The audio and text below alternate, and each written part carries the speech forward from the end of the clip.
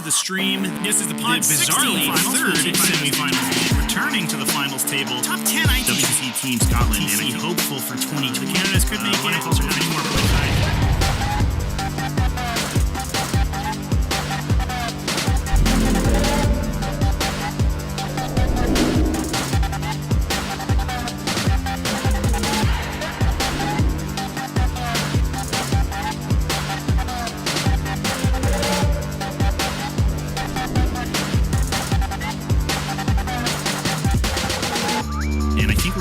fireworks today, ladies and gentlemen.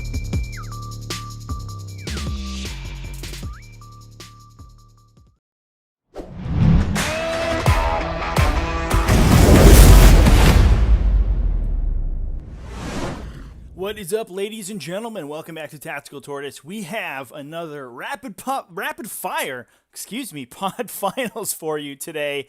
This is going to be against, I think, some new players to the stream.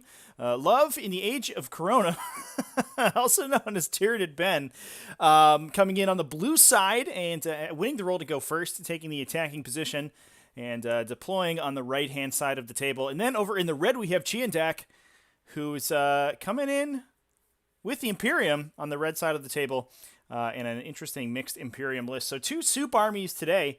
This is going to be a soup Forces of the Hive Mind list. That means all 3 possible factions in the Forces of the Hive Mind super faction, including pure Tyranids, Gene Stealer cults, as well as Brood Brothers, aka sort of Bizarro Astra Militarum.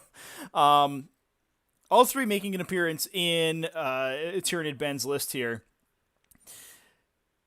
We are on Lagrange this time around. This is a T5S2 map. We are using all of the T5S2 maps for all of the events throughout July until July 26th, which will be the end of the season. And we'll move over to 9th edition for the seasonal invitational tournament that you just saw a spot for earlier on in the stream. We are playing ITC Mission 4, What's Yours is Mine. So we put 5 objectives on the table, 1 in the center of the table, obviously, and then each player has placed 2 objectives around that they are going to be competing for. Each player, the bonus point for this mission is to control the 2 objectives that you placed. So for Chiandak on the Imperium side, that is going to be objectives 2 and 3. And over for Tyranid Ben, that's going to be objectives 4 and 2.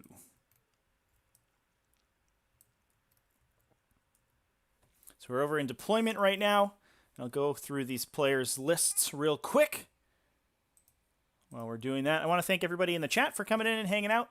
I know it's been a big day of 9th edition reveals, so I appreciate you taking the time out of your Monday to watch some 8th edition 40K as we prepare for the onset of 9th edition. Hope everybody has gotten their chance to get acquainted with their new points values, and hope everyone's excited to start getting games in with them. It's going to be an interesting journey for sure. Let's talk about Tyranid Ben's list real quick as he's deploying. Like I mentioned before, a Forces of the Hive Mind soup list. You can also find the list in the description of the video. And I should mention also, I am multi-streaming this right now over to AOWPI. It's the Art of War branch for Tabletop Simulator. So while the main stream here is going to be on YouTube, I may be responding to some comments on AOWPI. So if there's a comment that you don't see that I'm referring to, that would be why. You can find that over at twitch.tv/AOWPI, and for the AOWPI people, you can find the mainstream over on youtube.com/tacticaltortoise. If you are on AOWPI, you can access the list with exclamation point lists in the chat. Otherwise, just take a look at the video description, and there is a link to the lists there. Tyranid Ben's list has a Kraken Battalion detachment. I think pretty much a go-to for any Tyranid player. Bringing in a Broodlord as well as a Swarmlord, 2 units of Gene Stealers, 1 unit of 20, 1 unit of 16, and to fill out that last troops allotment, we have a brave unit of Ripper Swarms. I have to give a shout out here as well. I do like the choice of Tyranid Ben's Gene Stealers. He's made them out of Broodlords, which I think is awesome. I actually like that a lot. They look a lot meatier than the normal Gene Stealers, even when they're scaled down like that. So I think that's fun. He's also got his special ambush tokens for his Gene Stealer call here, which I very appropriate as well. We also we have a 2nd Battalion detachment, Cult of the Four-Armed Emperor, so we're going to have access to plan generations in the making from them. That's bringing a Jackal Alphys as well as a Patriarch as the HQ choices. We have a big unit of Acolyte hybrids. It's going to be 18 Acolytes, 5 of them with rock saws, 6 of them with hand flamers, and then obviously the leader with his just an auto pistol on him. But a little bit of a combined arms acolyte squad, which I think is interesting. Usually you see them either maxing out the hand flamers or taking a bunch of rock saws, so that you're not sort of pigeonholed into one use, or so that you you can have a slightly better distribution of stratagems. But in this case, I think he's taken a more combined arms unit so that he isn't pigeonholed into a single use for that unit, which I think is interesting and also makes it very well balanced depending on the lists that you're going to be facing into. You have a little bit of anti-infantry with those hand flamers, but you can also just double dip and hit vehicles if you need to without having to take multiple units. To fill out that battalion, we have 2 units of Brood Brothers infantry, just essentially Imperial Guardsmen with las guns and chain swords on their sergeants. And then we have some of those sweet Genestealer cult characters. We have a Nexos, as well as a Sanctus, and he has upgraded the Sanctus to have the special sniper rifle that gets +2 to wound, and it being a silencer will automatically cause perils on a Psyker, although I don't think that's something that Chiandak has to be worried about this game, because he has no Psykers on the table. The Brood Brothers squad, the Brood Brothers detachment is where things get interesting, in my opinion. We have a tank commander, a Leman Russ tank commander, with a Demolisher cannon. Usually you see them with the battle cannon so they can play a little bit more of a long-range game, but looks like this guy's going to be up in the fight with the Genestealers as well, and hammering people at that close range. No sponsons on him as well, just the las cannon, the hull-mounted las cannon. We have a Master of Ordnance to drop some orbital strikes on people. And then we have a bunch of heavy support being a spearhead. Makes sense. 2 Manticores, as well as a Basilisk. Not really any upgrades on those guys. That's it. Just Manticores and a Basilisk. Very exciting.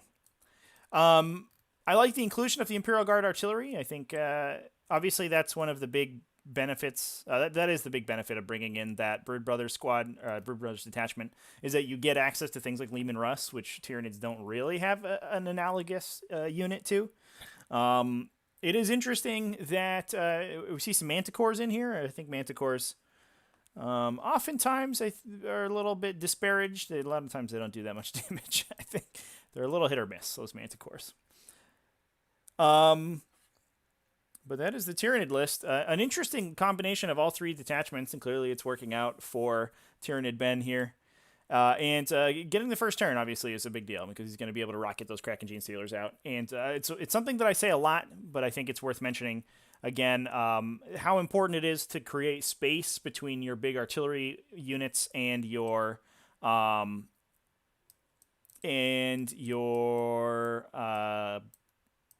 your front line. And that's one thing that Kraken Genestealers do extremely well, because your opponent cannot deploy, just sort of willy-nilly all up in their face, because they're going to get killed, they're going to get wrapped, you're going to get a double fight into you, and get blowed up pretty quick, and that would be bad.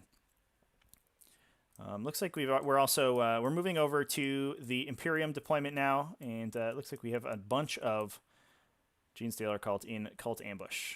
So they're going to get to place on those objectives, or on those markers, after at the start of the first movement phase, and so they get a little bit of freedom of placement after the defender deploys.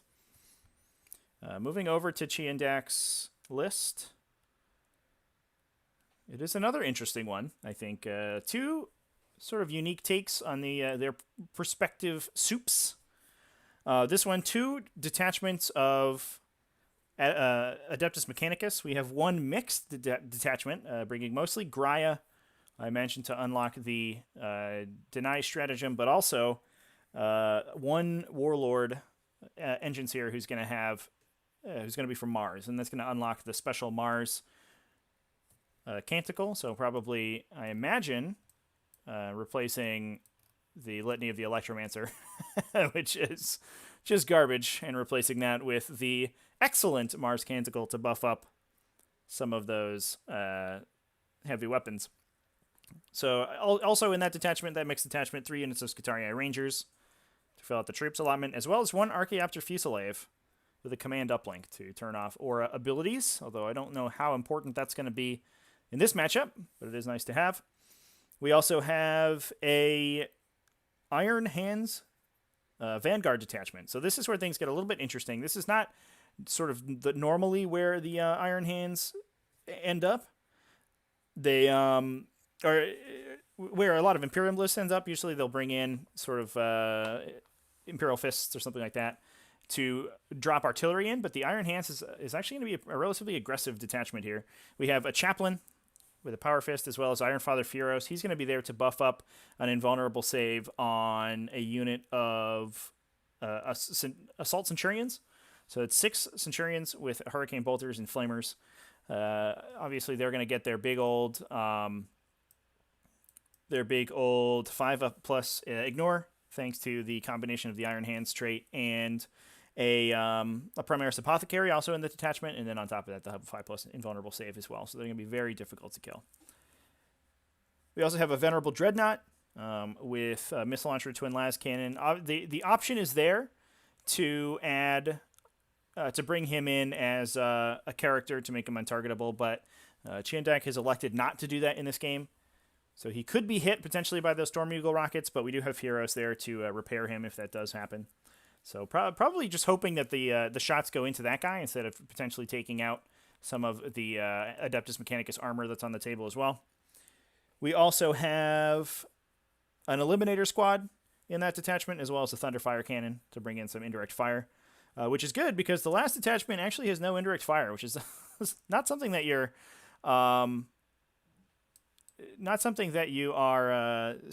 expecting, I think, out of Adeptus Mechanicus. Usually they'll bring in those 3 Scorpius Disintegrators with Balaros energy cannons, but instead we have a 3rd battalion detachment coming entirely out of Styges, bringing an additional 3 units of Rangers for a total of 6, a Tech Breach Dominus as well as Manipulus, 3 Disintegrators with Pharamite cannons, and 2 additional Archaeopter Fusiliers. So interesting to see the Pharamite cannons get taken in here. That is going to be an immense amount of really high damage output shooting. The Pharamite cannons, as we can see on the tooltip, are Strength 8 flat 3 damage guns. They're going to be pumped up to Strength 9, probably most of the game thanks to the Martian Canticle. And then in addition, just all of the direct fire that normal Scorpius gets to bring. It's going to be pretty painful for these the Tyranid heavies here. That said, they do have to try to get a line or a bead onto the tanks, which may be a little tough, I think. But they are deploying relatively conservatively for the first turn so that they can theoretically survive. And one thing I will say about this Tyranid army, the artillery is pretty strong, but I don't know if it's enough to really trade in a direct, shootout with this really powerful AdMech artillery. And so I think they may eventually lose that range fight. And we'll have to see how the Genestealers can do. Looks like we have a defensive deployment from Chiandok here, which is going to make things very difficult for them. Because obviously them being flyers with an enormous base, they have a huge base, means that those Genestealers won't be able to get easy landing zones, and they're going to have to move sort of all the way around the flyers in order to get optimal charges. And it does look like Chiandak is taking that into account, deploying away from that area where the Genestealers can easily move past the Archaeopters. So it'll be an interesting conundrum, an interesting knot for the Tyranid player to unlock. Although I think that this, I will come out and say I think that this matchup is really, really favorable for the Imperium player. He's brought a lot of tools that are very excellent against the things that the Tyranids have. I don't know if these Pharamite cannons are going to do so much damage, but just the fact that there's a billion things with a billion stubbers on the table to kill all this infantry, as well as flyers, which Tyranids and Genestealer Cult as well typically have some trouble with. I think it's gonna be an uphill battle for them for sure. But we'll see how it goes. One thing that we haven't seen very often is this Imperial Guard artillery being brought with Tyranids, and so that may hold the key to success in this matchup. But the penalties to hit, I think, are gonna really, really confound those artillery pieces for quite a while.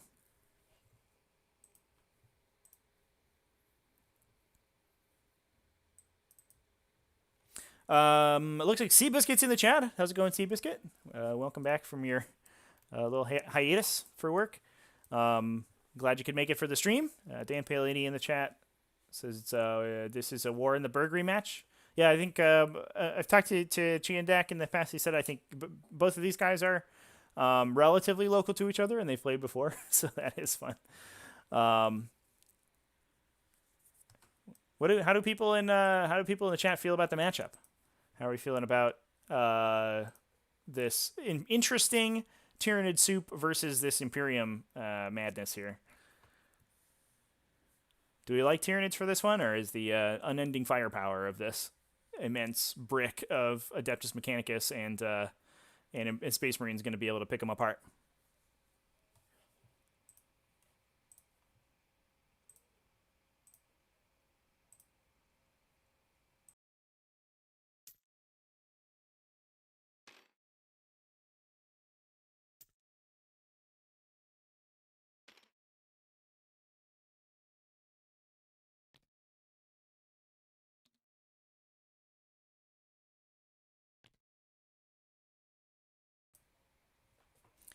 I will say I was interested to see this matchup, especially because Lagrange, I think, typically favors a list like Tyranids, which is a lot more melee and infantry focused.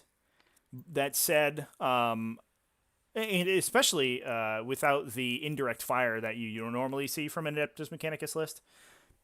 That said, I think the flyers from the AdMech make things a little bit more awkward for them, because one thing that flyers can do very well, obviously, is arc around buildings and into walls and stuff like that.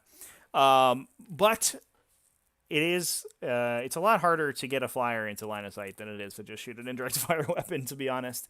And we may see that the flyers can't get shots on target every time exactly where they want. I imagine that these three-walled buildings may offer a little bit of cover to the Tyranids, where the flyers aren't going to get super easy shots onto them. So one of the things I think shoring this matchup up for the Tyranids a little bit is the map. Lagrange is a very cover intense map, and it is a lot of times it's hard to fight with direct fire weapons unless your opponent really wants you to. I also wonder how much aggression the Tyranids are going to put out on this first turn. It looks like this conservative deployment from the Adeptus Mechanicus might actually hurt them a little bit. They have to deploy relatively conservatively so the Gene Stealers don't hit them too hard. And if they do, they have to be worried about their ability to move across the map. Obviously, these Centurions are only move 4. They're going to have a little bit of tough time shuffling all the way across. That said, they're not really in much danger until the Demolisher Cannon can get a shot on target on them. Because the artillery can hammer them pretty hard, but I think the Apothecary is going to remove a lot of that danger. So I don't even know if we see them attacked until the late game, when the Tyranids can leverage a bunch of damage onto them all at once. And maybe a charge through a wall with some Gene Stealers to hit them. But that Centurion brick is going to be really tough to chew through for the Tyranids. Ethan Shuma in the chat says Nids need to win this so they can build up some self-confidence before 9th edition. Yeah. I hope that the 9th edition didn't irreparably damage the Tyranids' self-consciousness before... our self-confidence, before the game started. Because, oh boy, is this faction bad. I think Manticores are underrated. They need less support than Basilisks to be good. That may be true. I haven't really seen Manticores do all that much damage, unless they're tank aced. I don't believe that Tyranid Ben has tank aced his Manticores here. He's just got some normal Manticores. So I'm not sure that is that they're going to do too much damage. Again, it's a highly variable weapon. They're already hitting on 4s, and it's a 2d6 shot for d3 damage, which is a little bit awkward. And plus you only get 4 of them a game, which in a 6-round game is a lot more relevant. Once we drop down to 5 rounds, it might not be that relevant anymore. But when you're playing all 6, there's going to be 2 rounds of the game that you do not get to shoot that gun, which is a little frustrating. Alrighty. Looks like we're off to the races here. Mechanical, I'll choose Shroud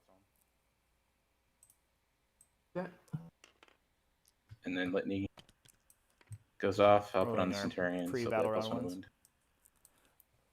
wound. Plus 1 wound. Okay, what's your mechanical? Cover. And we're going to pick Shroud Psalm for the first turn. That's Right. yeah, Here it we makes go. a lot of I'm sense. gonna I start think by running my Swarm Lord. this is going to be a tough nut to crack for this artillery. Most of this army is going to be -1 to be hit, and then all of it's going to be in cover. And unfortunately, we don't get access to that. Looks like Swarm are going into this building here. It's interesting. We don't get the Brood Brothers detachments don't get access to the specialist detachments, so we don't unfortunately have access to that ignore cover relic that the artillery can get in Imperial Guard, which is usually extremely powerful for stuff like basilisks to hit into. Things like Centurions, where they can really just blast them and start knocking those guys down for the apothecary to heal back up. But unfortunately, they're going to be on -3. They're going to be on a 4+ save, which is not where you want to be when you're shooting a basilisk shell into them. We'll talk about the secondaries the players have picked real quick. Tyranid Ben coming in with Big Game Hunter. Makes a lot of sense when your opponent has 6 vehicles on the table, most of which you have to attack. Although, that said, it's going to be tough to deal a ton of damage to them, especially these Archaeopters that are -2 to hit with ranged attacks. I think there's probably a good case to be made to just not even attack those guys, because it's probably not going to do anything. And with how maneuverable Archaeopters are, they may be able to just turn around and get repaired later on in the game. So even if you get a couple lucky hits on, it's probably not going to be good to hit them. We also have Recon for Tyranid Ben, as well as Ground Control. I don't know if I like that ground control pick at all. Unfortunately, big downside of playing Tyranids is that all your stuff dies almost instantaneously. I sank this. Looks like we're going to be popping in the ambush markers here before we get too far along. You have a lot of aggressive melee infantry, all of which can do a lot of damage and force your opponent back into the deployment zone. And you usually use that to open up space on the board so that you can score primary objectives, but all of it's going to die. And I very rarely have enough to score ground control at the end of the game. At playing Tyranids, it may be that things like this Lehman Russ and this artillery are able to get a couple points out of it, but I have a sneaking suspicion that it's mostly going to get blown up by the end of the game. So I don't like that ground control pick at all. I think there's a non-zero chance that gets totally negated, especially since Tyranid Ben's going first. So Chiandek has the ability to respond to his ground control placement, because you do have to hold the objectives at the end of the game. So if, for example, if he's able to put models on these 3 objectives on the top of round 6, we have an entire turn to get shots on target to wipe your models off of those objectives at the bottom of round 6, and then deny those ground control points. I think that pick's probably going to haunt Tyranid Ben later on in this game. I have a feeling. But I do like the Recon pick, and the Big Game Hunter makes a lot of sense as well. For Chiandach, we have Reaper. I think it's a pretty good pick, but you do have to kill almost this entire army, I think, right? To score Reaper. It's not a super high model count Tyranid army. Let's take a look. We have that tab up later, and then lastly my Jackal Alpha. What is this? 46 on Gene Stealers, and then another 40 on, or 38 on from the Gene Stealer cult. So you have to be killing characters to max that Reaper point. That Reaper. I guess it is possible. But I wonder if Headhunter would not have been a better pick. We also have Recon for Chiandak. Probably makes a lot of sense because he has the flyers. That should be easy to score for him. Last but not least, Engineers. And he has it, I believe, yeah, he has on his red and orange squads. That should be a good one. There, although that is probably where the first couple Manticore shots are going to be going. So I actually may not like that pick either. I think there's enough indirect fire, long-range indirect fire on the side of the table, but that it's worth killing those guys off and trying to deny those 3 or 4 points. I don't know what detachment these guys are in. It looks like they're going to be in the Styges detachment. So they are going to be -1 to hit. That's pretty good, but pretty reasonable that a couple artillery shots kills those engineer units. So I think that's a little scary. He may be just trying to mitigate the damage that the artillery does on the first couple rounds, but they don't have much else to shoot at. They only hit the planes on 6s right now, or at least the 2 planes in white, because those are the Styges planes. Obviously, these 2 have chaff launchers as well, so they're also going to be -1 damage on them. These things are in cover on turn 1 and -1 to hit. So you might as well just punch through the little saves on these infantry anyway. And if you can knock 4 points off of your opponent for doing so, go for it. Especially since that these guys may be trapped outside of their objective on the first turn anyway, and you may not even score engineers on turn 2. We'll see how it goes. If the red unit gets taken out, that is. Deuce 83, Cyclops demo vehicle meta is here. Don't care about Blast when you are the Blast son.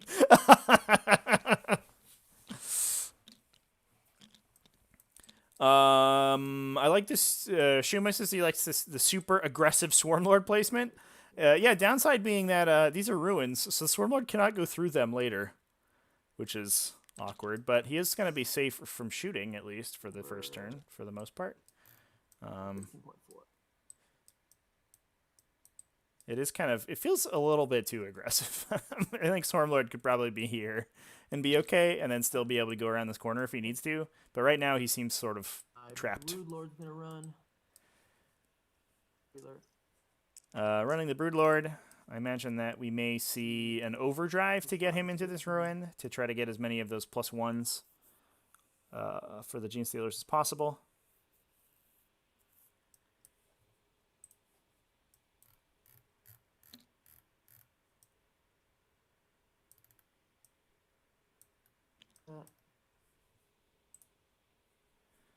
And we'll see how it goes.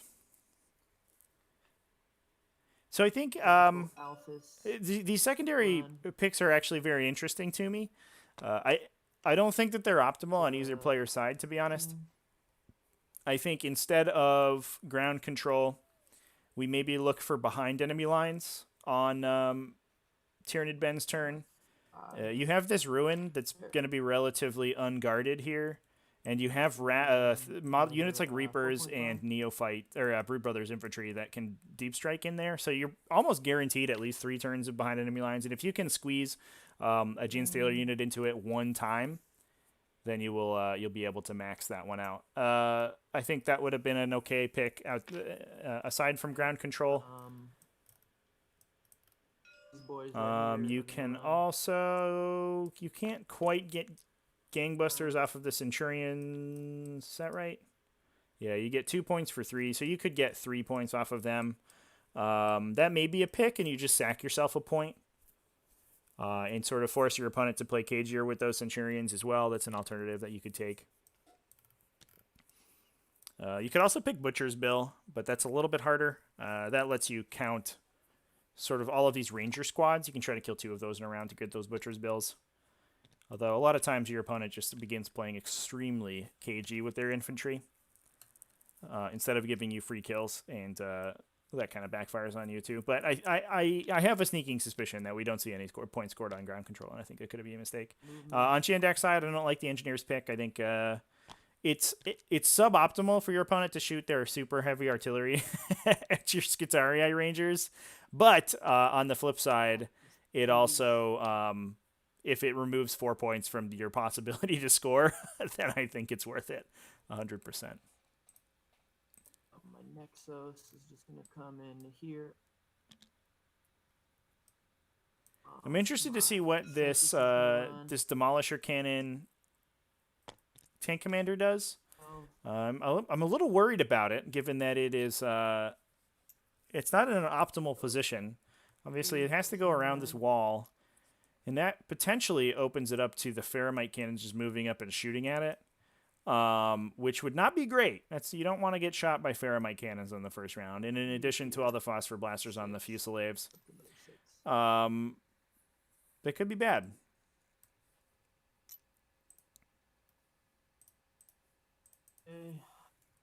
Tank commander. Oh, excuse me. These are bombers. These aren't the phosphor blaster guys. So that may be okay actually. In that case.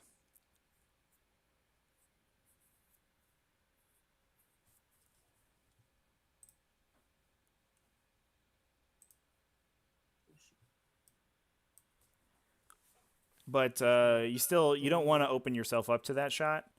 And this guy's going to do nothing if he just sits in the back. Even if the planes move up to his side of the table to get shots, he's still going to be -2 to hit him as long as he's outside of that 12 inches. Me shooting you? Yeah, with the main gun. Yeah, I can't. Yeah, I can't shoot.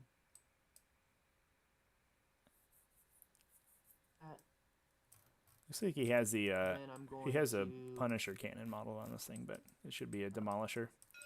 run these two Steelers as normal.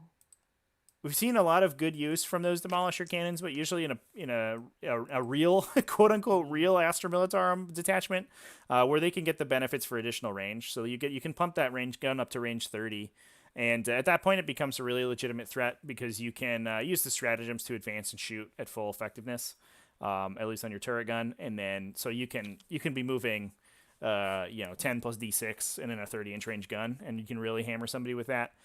This tank commander does not have that ability, and I think that may come back to bite these Tyranids. One of the big strengths of the Astra Militarum is a way that they're able to use their regimental doctrines to buff their vehicles and their Leman Russ specifically, and it's one of the reasons the tank commanders are so powerful. And we are not seeing that in this case. Because the Brood Brothers don't get access to any of that. They are going to be they're a lot more hamstrung. There's no Talarn regiment doctrine to move and shoot, to fire and fade effectively with your tank commanders. There's no like I said, custom regiment doctrine. So they're just basically bare bones. And I think one of the reasons that we don't see them very often is that compared to tank commander screwed by actual Astra Militarum models, they're pale in comparison.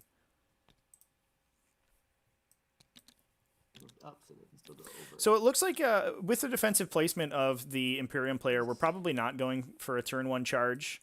Although there's a little bit of a gap you could potentially sneak a Gene Stealer unit into here. That is not going to do anything realistically, because you can you could potentially sort of touch the tanks, but we have the Tech Priest over here who's going to allow them to fall back and shoot. So that's not really going to help at all.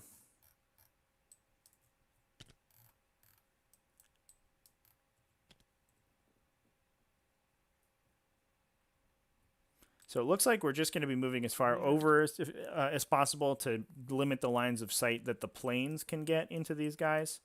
This unit is probably the target for the Swarmlord's double move to get them into the corner of this building. And that is going to put them in a much better position to hit this Imperium army next turn. We still got 0.8.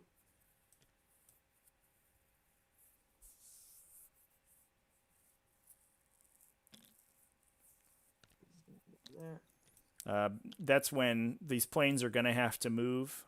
At least these two are going to, probably have to shift up this direction in order to make their minimum movement. We could see this guy move over and take this position, although it looks a little dangerous for him because he could potentially be blocked part of with his movement. Although these guys get 2 rotates, so they may actually just be able to fly into that area and be okay.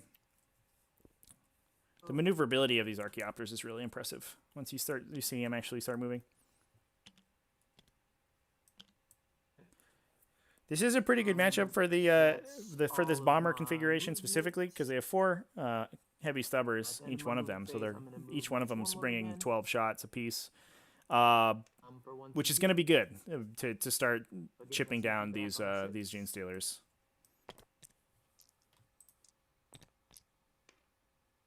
It's just orange dice here for some reason.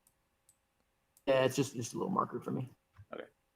So he takes a mortal wound on a 1 in the what's it called? Mutation, something to make him move faster.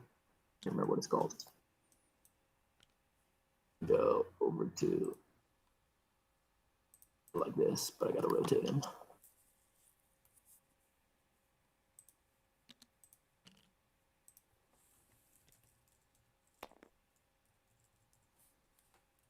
Okay. Right. 24 out from your infantry. Did not. No. Okay. So that's all for my movement phase. Over to psychic phase. Broodlord is going to cast List on So there's a metabolic Gene Stealers overdrive here. on Swarmlord to move up the table. And Barrels. on a okay, I'm not gonna use a Catalyst. reroll. It goes off. Let's see how many wounds he takes. At least the two. nice thing with Catalyst is if you're Okay. catalysting yourself, you can take the DPRs on it or the ignores on it. These boys have But I imagine we're gonna put it on Catalyst. Gene Stealers. Yeah, there we go. And he's gonna cast this guy. That's actually all my psychic. Over to shooting phase. Swarmlord is gonna jump these guys again. To D6.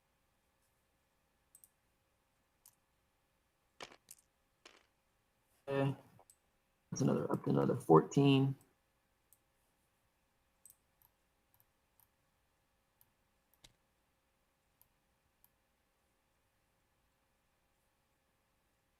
This wall here.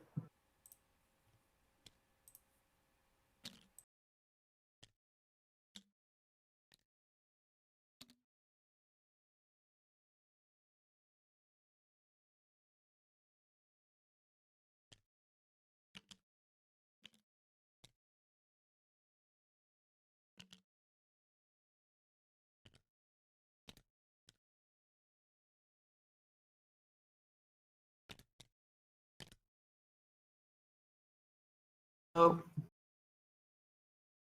we can go 14 as well.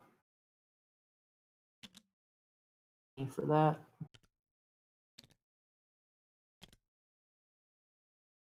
Let's do, we're gonna go 14 this way.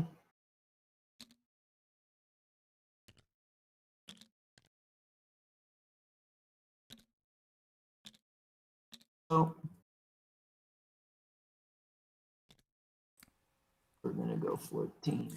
Sort of a big issue with not making contact on the top of one if you are going first in this matchup is that your opponent's Thunderfire cannon immediately turns on. And I would expect us to see a tremor on at least this blue unit in the back in order to basically make them a non-issue. The aggressive placement here lets you potentially move one unit and use an opportunistic advance to push them up the table, and then double move the second one. But unfortunately, if your second one is tremor shelled, it's the distance lost on the movement phase movement is so great that a lot of times you can't get it in, and you have to opportunistic advance that unit in order to make up some of it. But depending on how well the Imperium player screens, he may be able to mitigate one of those. I also imagine, I mean, one of these units is going to get absolutely blasted by stubbers. Either way.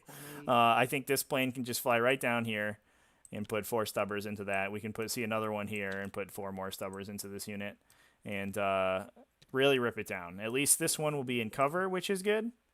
If it gets hit by the stubbers, usually that doesn't matter for Gene Stealers because they're on their invulnerable save all the time, but stubbers are AP 0, so you can get to a 4+ armor, which is nice.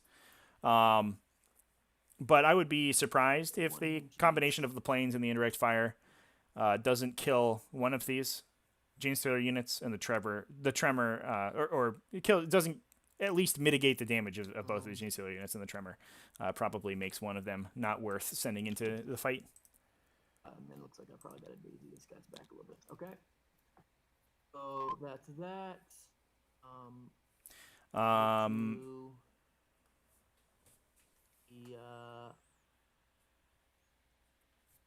To the rest of my shooting. I'm gonna shoot my Basilisk or Thunderfire cannon. Okay. 6 shots. 6. So we're shooting. Looks like we're gonna be shooting. We're gonna be targeting the Thunderfire cannon. Hitting on 4s, rerolling 1s. Cover. It is. So it'll be a 1+ save. Hopefully this takes it out. That would be a pretty big boon for the Tyranids. Ending on 3s, T6. 2 wounds. So it's -3, correct? Or is it -2? Need 4 up there. Is it -3 or is it -2? -3, yep. Okay, so 1 goes through. Ew. Feel no pain. He makes Hold on, I'm gonna use a reroll on that damage roll real quick.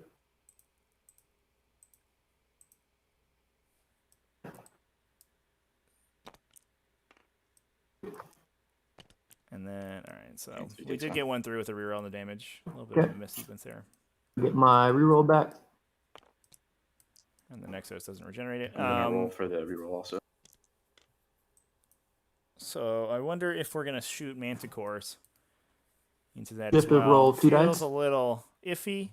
Sorry, Killing that would be good. For the feel no pain. Well, I had already rolled 1, and then you said you were re-rolling the damage, so I just rolled 1 more. Oh, gotcha. Okay, over to, I'm going to shoot a Manticore at it as well.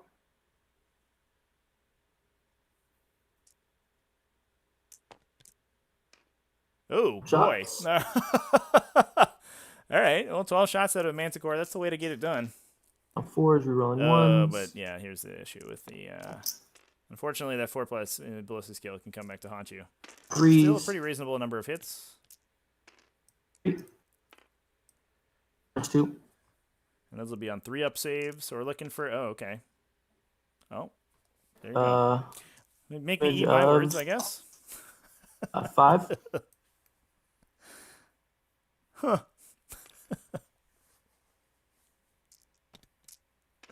Super kills it. All right. Well, that's a way to kill a Thunderfire. Our last Manticore is going to shoot at your Eliminators. Boom. Sure. It's a 12 shotgun every time. Yeah, it's like it has blast against Thunderfire cannons, you know?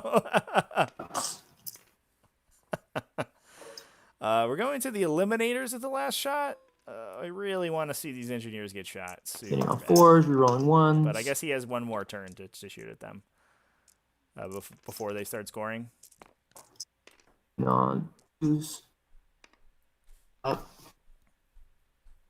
Miss 2 AP, so 5-ups. Oh my god. This one is. Fortunately, these guys will be in all of the bubbles.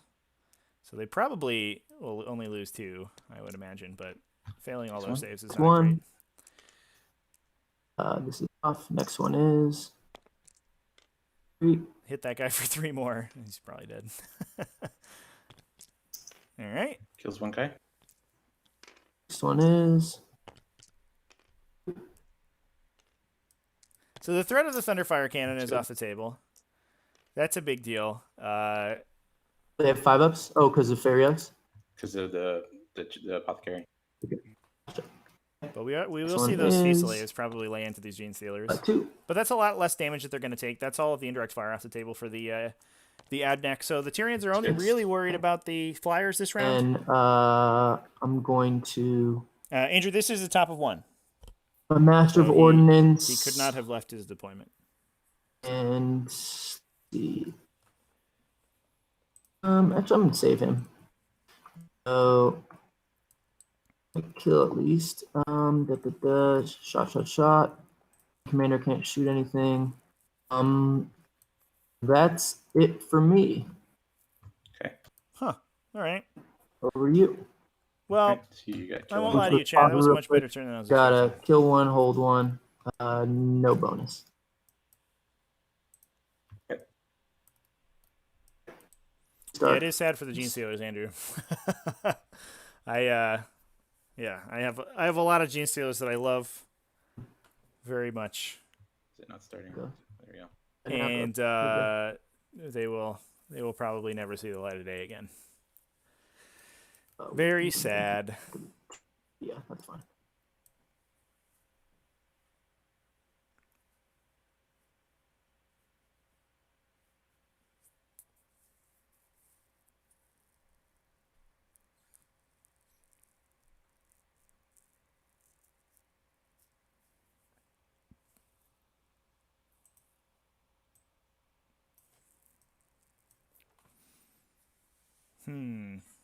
So, I like the Tyranid chances a lot better here without a Thunderfire cannon on the table. I think that was, honestly, I think it was. And these can only fire 3 more times. Is that correct? Relatively unlikely that he kills a Thunderfire with those models that was in Little cover, dice to indicate their shots. but he has done it.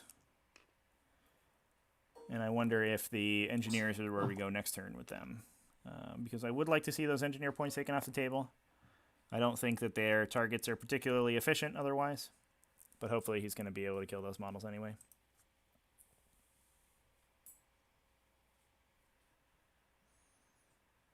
Yeah, yes, it is funny. I see a lot of people posting like, "Hey, So why? Don't be first. worried. The new codex will fix everything." And Rotate before you move.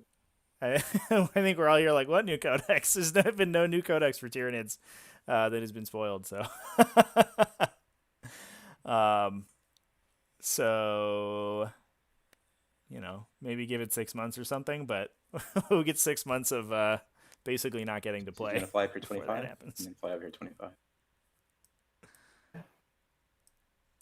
He'll pass over this unit.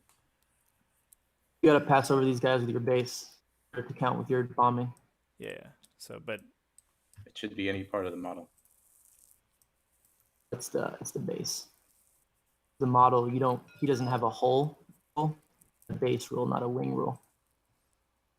Gotta pass over me with this base. yeah, I don't think it's going to be an issue. He can probably just hit him with he can rotate him with the base though. Your wings keep you from passing over these guys at all because you can't fly your wings off the board. No, I just can't end my movement with my wings off the board. You can at any point have any part of your model off the board. I'll show you the rule if you'd like.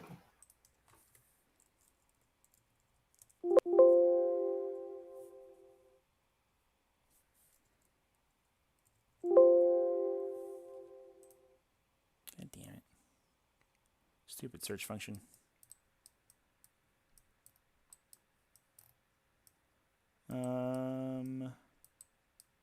Yeah, I don't know how likely it is that the position Your can wings make are that entirely 4.6 impossible. inches wide. But he may have been able to do it. It's pretty cool.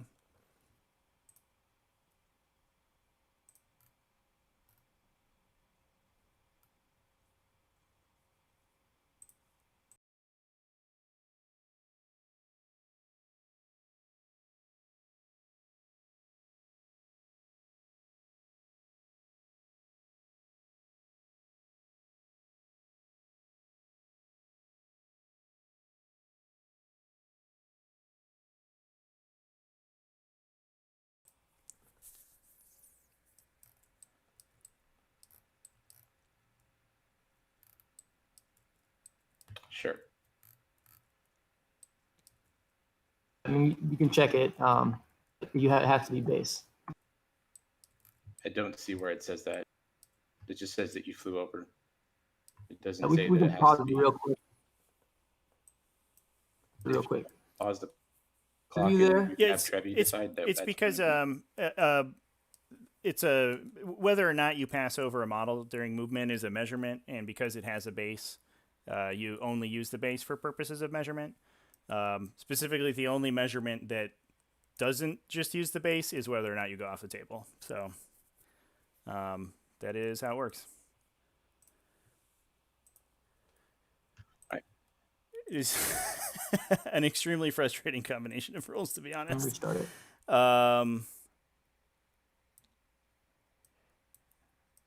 Yeah, it's I don't like it, but he's not wrong.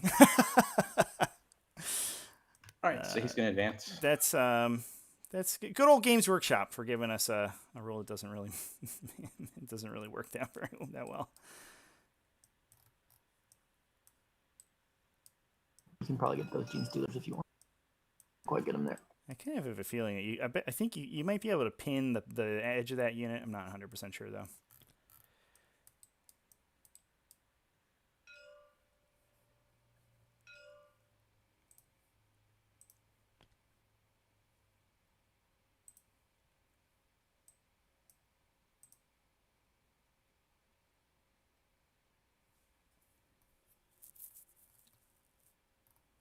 All right, so he's going to fly over the blue unit.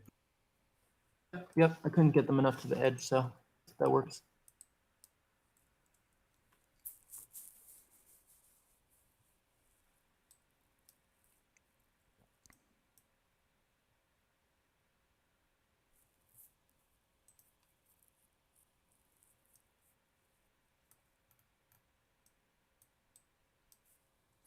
Yeah, I think the unfortunate point here is that it's a bit of a gotcha, I guess. I think that's something that it would have been the intention of which would have been nice to explain to your opponent beforehand, but it does make sense mechanically. Unfortunately, I had thought that Games Workshop had removed that requirement that no part of a model can go over the edge of a table in 9th edition, but they actually kept that right in. So the interaction still exists, even though, which is extremely frustrating. Basically, you only ever use the actual model for measuring whether it goes off the table or for line of sight. So only the base is used. Big asterisk. Thanks, G-Dub. The best. That said, I don't know how huge of a deal that's going to be. It means that the catalysted unit is the one that's going to be hit with the bombs, which is frustrating for the Tyranids, but probably fine. I don't feel like the Gene Stealers are like sort of what you need to be hitting right now, because you're going to kill them so hard in your subsequent follow-up anyway, that I think it's fine. Not to mention that you're going to kill a bunch of them with stubbers right now. At least 3 of these dudes will go down without cover in this small squad.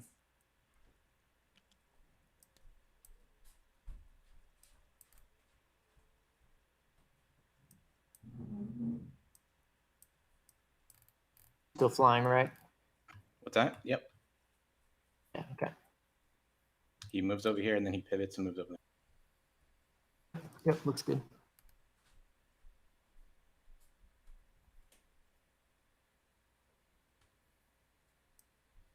This plane's also going to advance.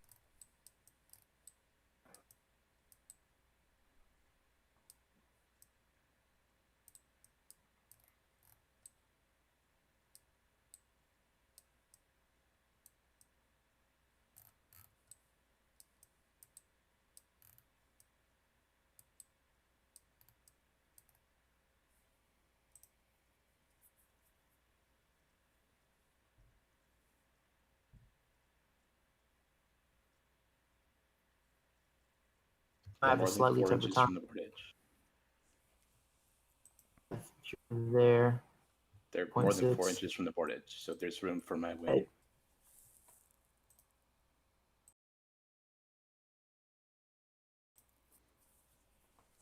It's probably a So point he's where going to fly over this blue unit.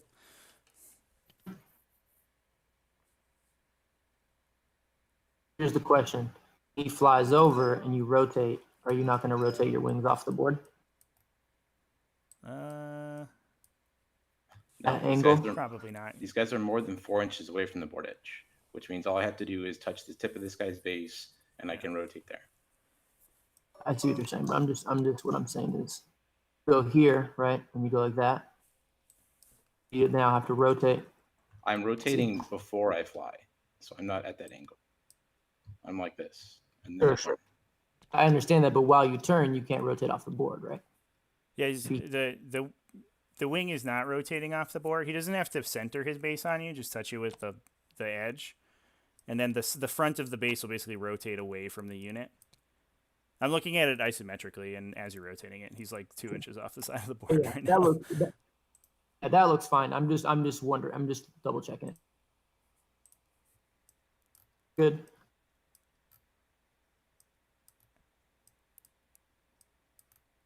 All right,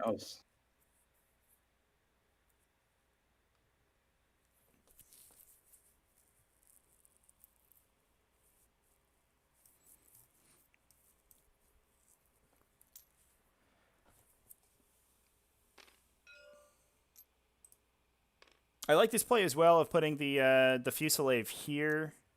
I feel like that this was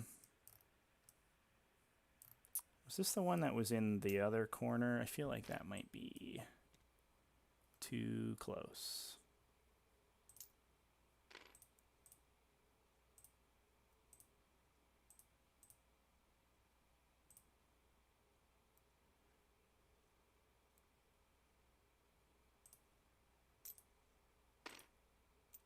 No, this was the one that was on the other side. Okay, no, that's fine. Yeah, I'll say all legal moves so far. I like it. But I think I would like to have seen this one maybe placed back here, so you actually block this extra bit of movement. If he's about 2 inches off of the edge of the table, he blocks this area for your base to try to get through.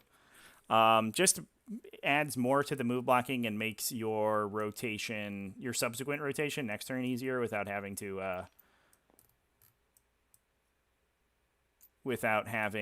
hover jet. Because as soon as you hover jet, I think that thing's just dead. But we'll see how it goes.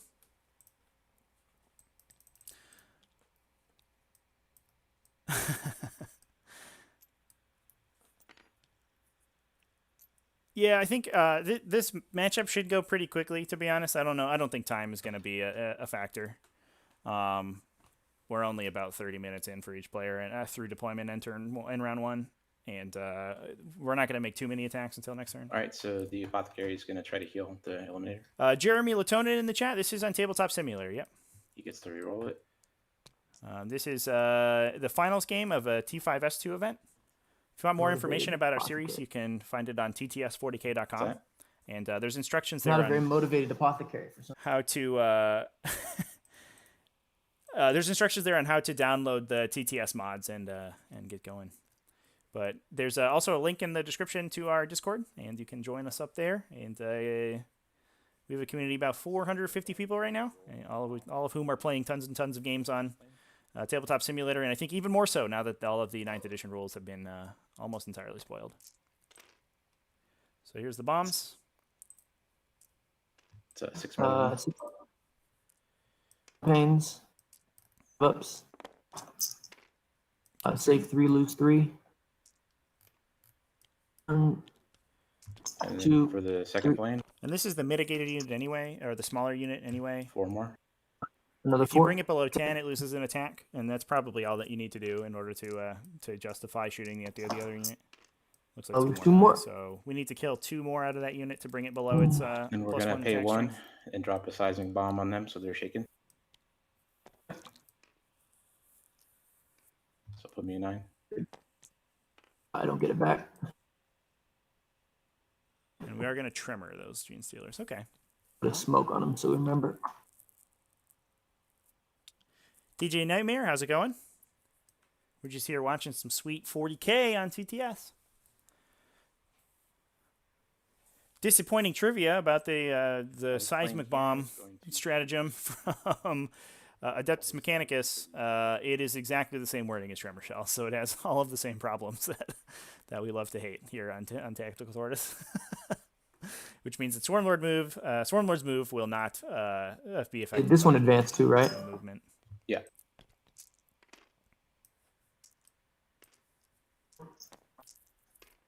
So 2. Perhaps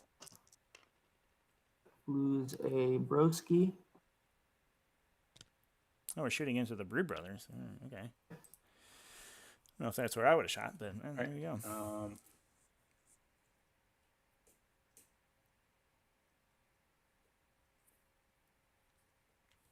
DJ Nightmare, yeah, that's me. Just going to shoot sure. into this front unit.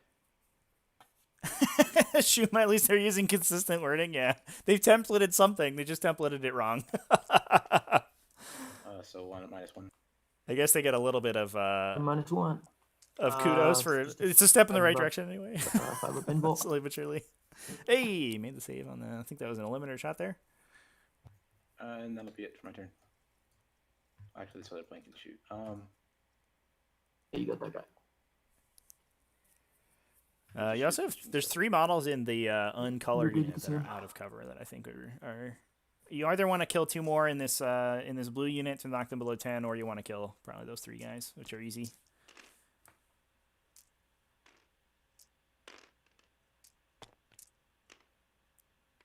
Three saves.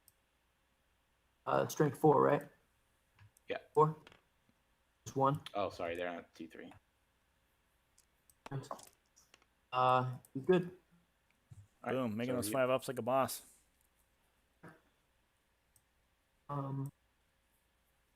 Quick. So you get DJ Name 14, is that the increase on the Adeptus Mechanicus stuff? More. On the Archaeopters and the Scorpius? Kill more. Yeah. Probably has the best units in the faction. I don't know if that was I think that was mostly to be expected. Alright, it's on you.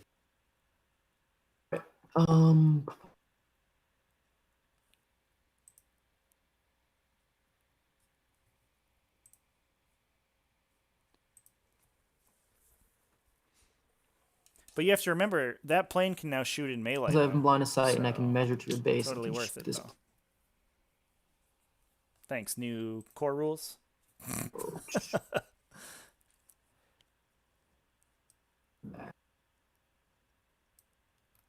5 inches. 0.9. Stay within 12 of you. Yep. All right, wing around the here come corner the there. bombers. They're up in there, so they can get shot. This is kind of exactly where the Gene Stealers want to be. One of these guys are gonna move. I think that round went much better for Tyranids than they Brood could possibly have Lord is expected. gonna run.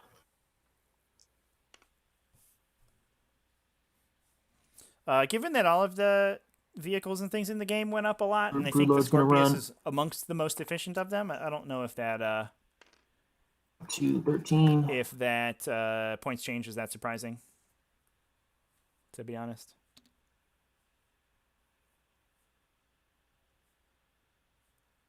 And it's not like Adeptus Mechanicus doesn't have other things that they can do if they don't want to run all the Scorpii. But to be honest, 450 for the 3, 450-ish for the 3 like Belarus Disintegrators is probably still worth it. I think.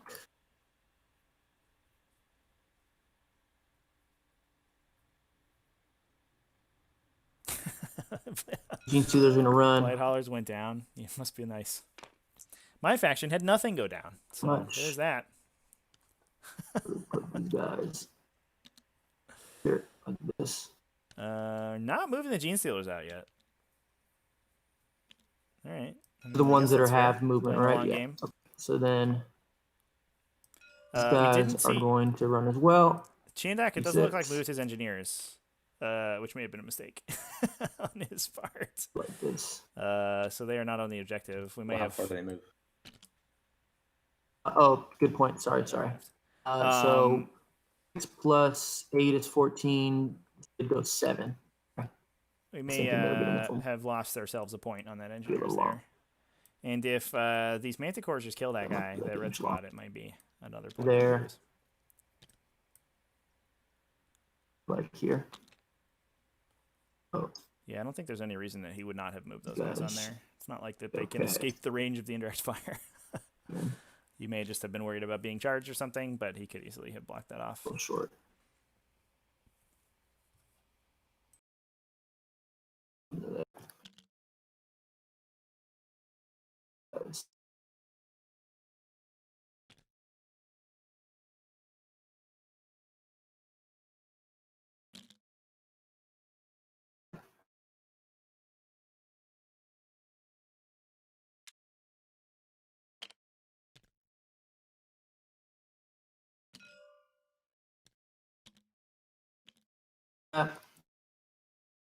And these Brood Bros basically stay where they're at. No reason to move them. No one else here is going to move. Tank Commander moved. I'm going to move my. So now that they're up this move close, we may actually see guy a to plane go here. down this turn. Because they're no longer -2 to hit, they're just -1. My But the Sanctus -1 can damage get will make through. them pretty reasonable. To Move him to there. make it pretty reasonable that they survive, although this tank commander may actually just blast one out of the sky. We'll see how it goes. And then 2, yep, 1.9 so that he can fit. But I do think that the indirect fire has Sanctus to is go gonna into something go. else. I don't think you can afford to shoot that at the planes. I would love to see More these to engineers here. shot at.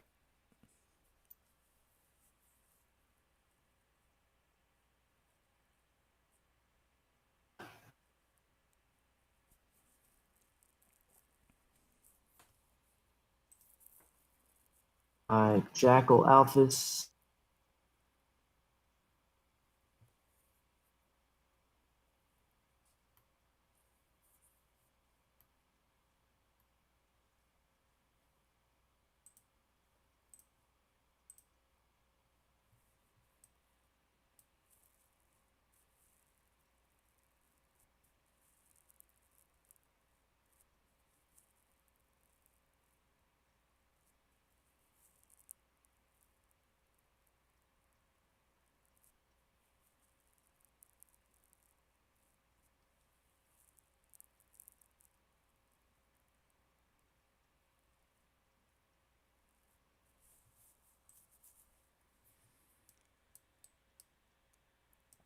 He's going to run.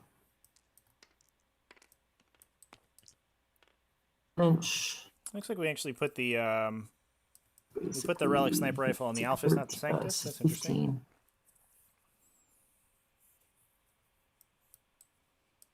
But if you're not shooting at Psychers, it makes a lot of sense. So,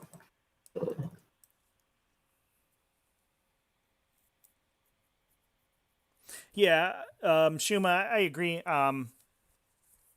I think that the AdMech still have so much just okay, sort of in that's this all my bunker in the movement. corner here. Over to Psychic. That the Tyranids are I'm going to still start by probably my fighting Broodlord's uphill. going to cast Psychic Scream on the Helicopter right there. Goes off. Here comes the Smite. 3. A 3 on that Helicopter. And he's going to cast Smite. The Resonance Barb on this guy for +1 to cast and on cast an 10. additional one. And E3. More. My Swarm Lord is going to cast on the Archaeocopter. The line of sight is Now pretty 6. close. Andrew, Doesn't go basically, off. where you're gonna standing, you cast can maybe get a a line list from on here into these guys. But effectively, you have to be like where this dude's base is to see anybody. yeah, Like maybe he can see one Gene Stealer. blue Right? jeans, the blue jean stealers.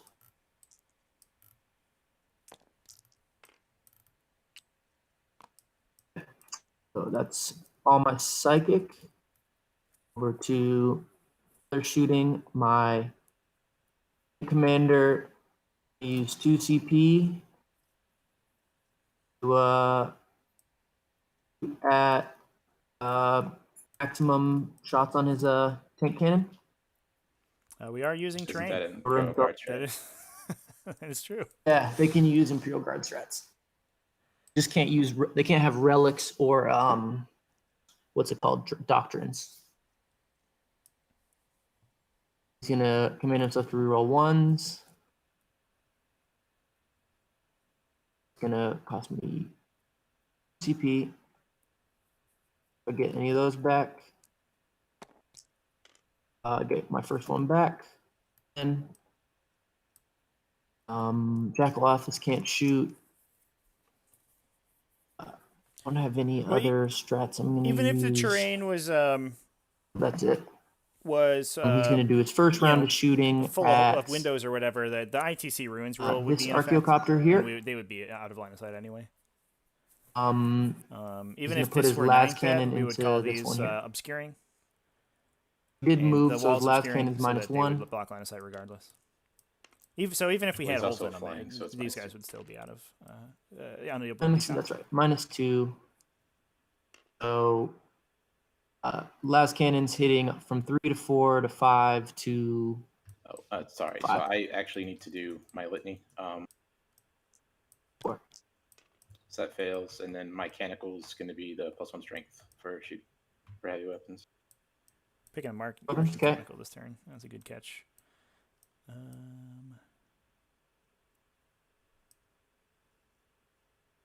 So this is at the blue dice are at your Archaeocopter here, and the red dice is at your Fusilier there. I'm gonna shoot the las cannon just at this guy. So everything's Everything's the black one, the Graia one, correct. Rerolling ones. So it is still flying, so 3's miss. This guy's still flying, so this misses. 3 whatchamacallit cannon hits. It's 4, yeah.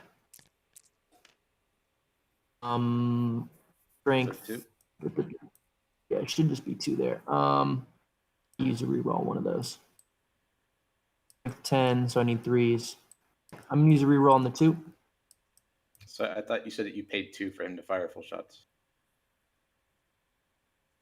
I did, and then I got back my CP. So I was 11 down to 9, and then I went to 10 because I got back one of my CPs. Now I'm down to 9. I'm using 1 for a reroll. 7 to 9, +1 because I rolled a 6. Down to 9. Reroll the 2. Right, so 3 wounds. Minus, it's only -2, I think.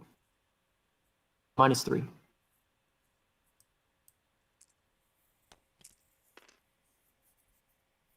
One. Yep. 2d6.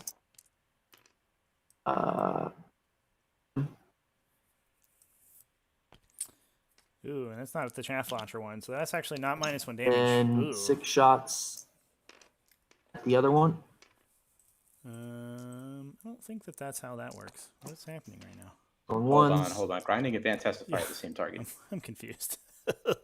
Shooting his You can't split grinding advance on 2 targets. Yeah. shooting his turret cannon twice. Right, but it has to shoot at the same target. Okay, let me just check that real quick. Yeah, that is how that works. You can just shoot that at anything. Yeah. I could be wrong, but No, grinding advance definitely specifies you have to target the same unit both Target times. the same thing? Yeah. Okay. Thanks, Trevi. So never Eventually, mind. you'd max Not the sure shots, that and one.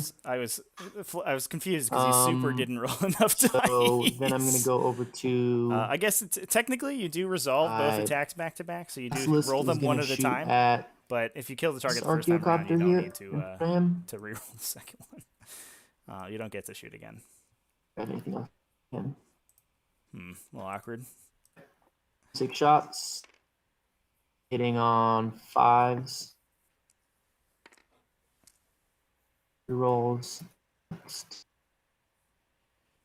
No, I'm not going to do that. I'm going to start by shooting my Manticore back here at this unit of Skitarii engineers right there.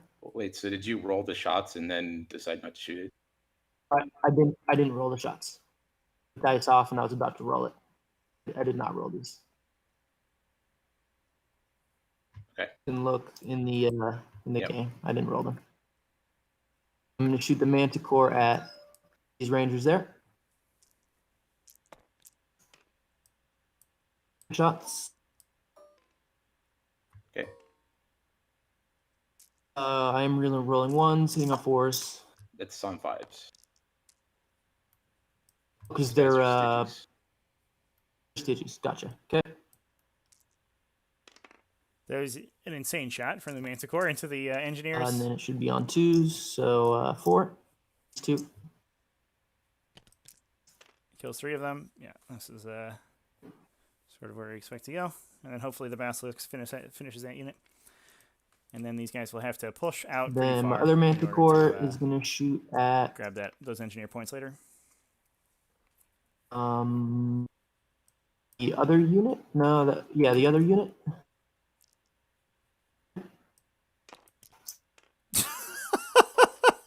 Okay. I was re-rolling ones. Jeez, dude. Calm down with these shot numbers. Oh my god. Hits. At least they Twos. don't hit that often. Holy crap. Pro tip of the day, chat, just roll 6s. Roll 10 shots and 12 shots on your Manticores every time. So you get to Sorry. you kill engineers, you kill Them. Thunderfire cannons, everybody's dead. Super sick.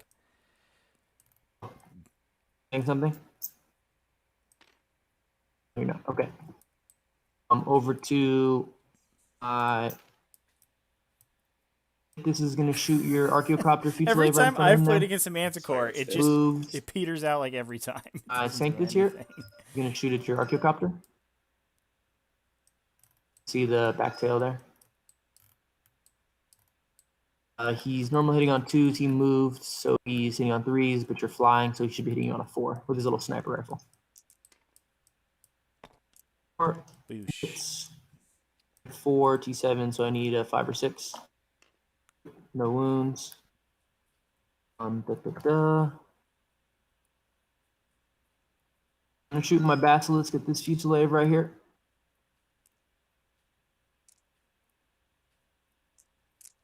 Um, 2d6 shots.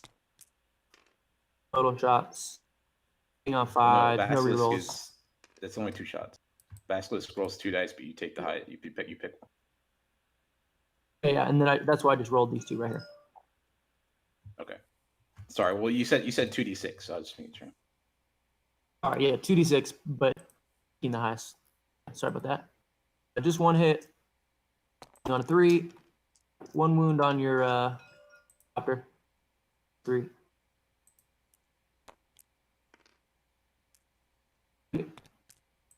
Takes 3. He takes 2. He has Jack Puncher. Chef, okay. All my Brood Brothers are going to shoot at him, because why Yeah, not? get him, Brood Brothers. You can see his tail. No, not all of them. You just Get some. maybe just this back one and this one. So just 2 total. That's going to be most of the Tyranid Total turn, shots. I think, I can done. get lucky. We've done a good job making these. What am I hitting on? I'm hitting on 5s, wounding on 6s. Wounds. AdMech. Sort of, they're punishing them a little bit for their conservative play. That should be all my shooting, and then my Master of Ordnance. Oh, we're going to see if we can get a bomb off on that dude. Master of Ordnance, see this dude. That'd be so sick. I'm going to use 1 CP and shoot my Master of Ordnance, maximum 6 shots at this Fusilave here. How does he one, I'm shoot? down to He doesn't 8. shoot though, right? It's an ability. It's his artillery barrage. Yeah. Yeah, but it's not a weapon, right? Yep. Correct, but there's a CP where he can utilize his artillery barrage at maximum, like heavy D6. Get 6 shots instead of D6. Is that a greater point good you to it if thing you like. or what? What is it? Let's see.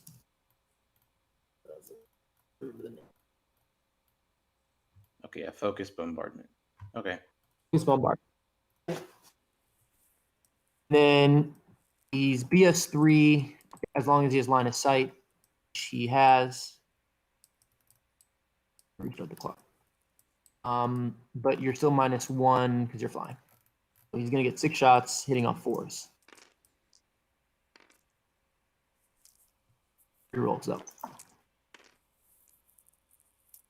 Okay. It's strength 8, so 3s. Okay, 2 at minus only -2. 3 damage. 1. Just takes 1. Quite get him. Right. Wah, wah. Record's already shot. Okay, so that's on one. it for me. Well, we got one plane out of the air. That Pause was it real impressive. quick. The amount of damage on that first plane, pretty solid. Obviously, Kill, hold, Demolisher bonus. Cannon doing its job. So orange unit so passes probably got- around.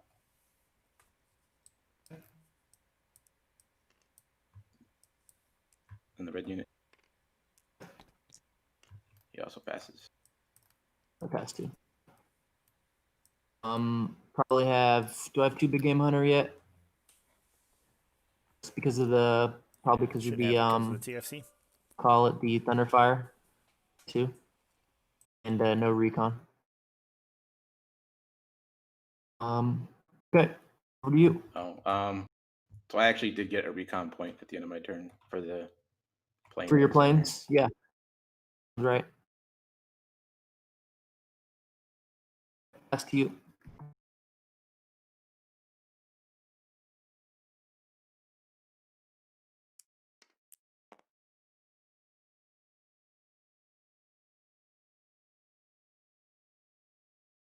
So this plane's going to go into hover.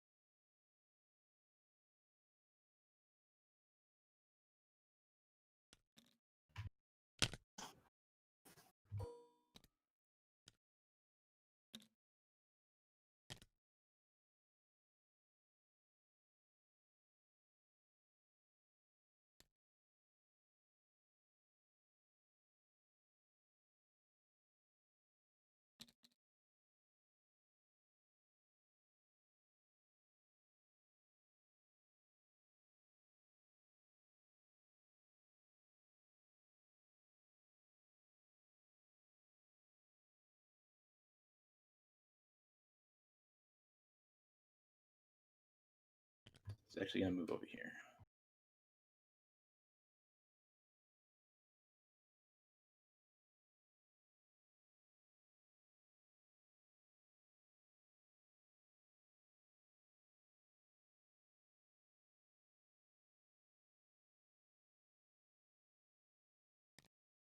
Okay, I'm actually not going to put him in hover.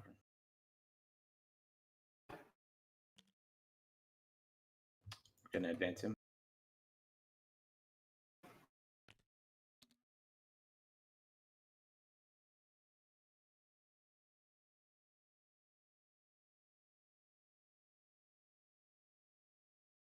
This is moved down to now. He's It's 20 base, and if I Five. advance him, it's plus an additional 20, so he moves 40.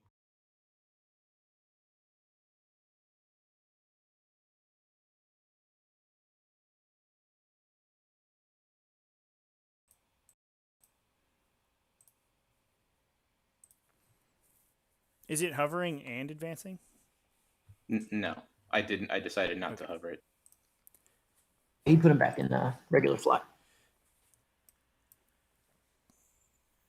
Because I thought I could Because fit they're him over old. here if he could hover, but he wouldn't fit. So Quite, yeah.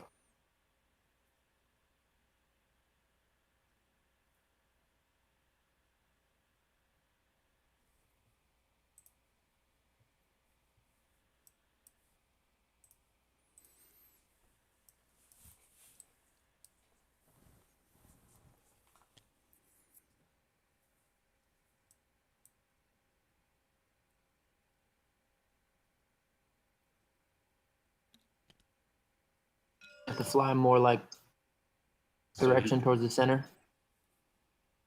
he can rotate twice. So he rotates before he moves. I can move him a micron, and then I can rotate him again. So he can do a 180.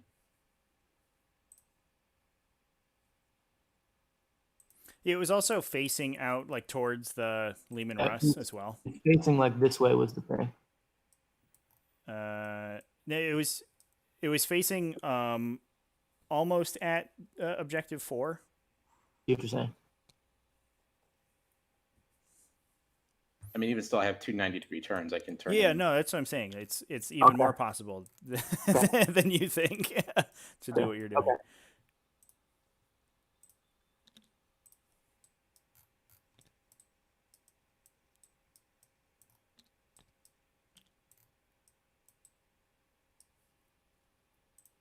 Because as long as you turn like that and then go like that, it looks good. Oh boy.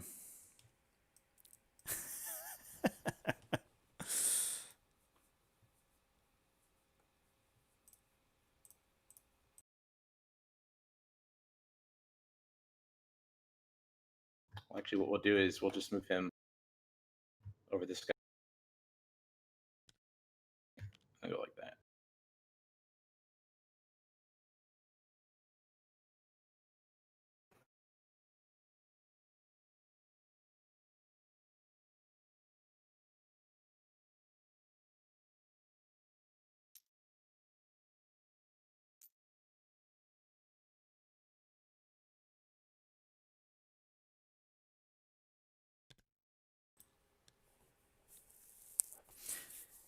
So, Chad, after that first round, or the first 2 rounds, where I think things went pretty well for the Tyranids, how are we feeling about this matchup so far?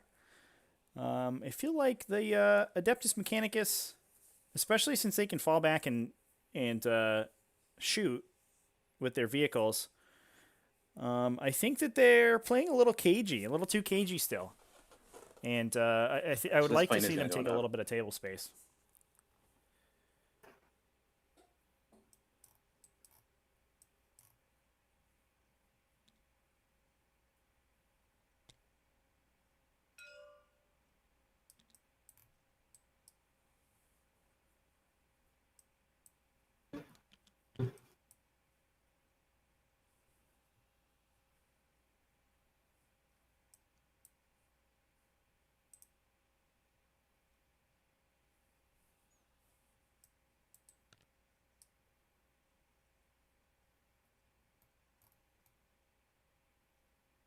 Okay. So he's going to move over both of those units. He's going to drop his bombs on the front unit, and I'll pay 1 seismic bomb the other unit. Actually, we'll do both on the front unit, but I do that at the end.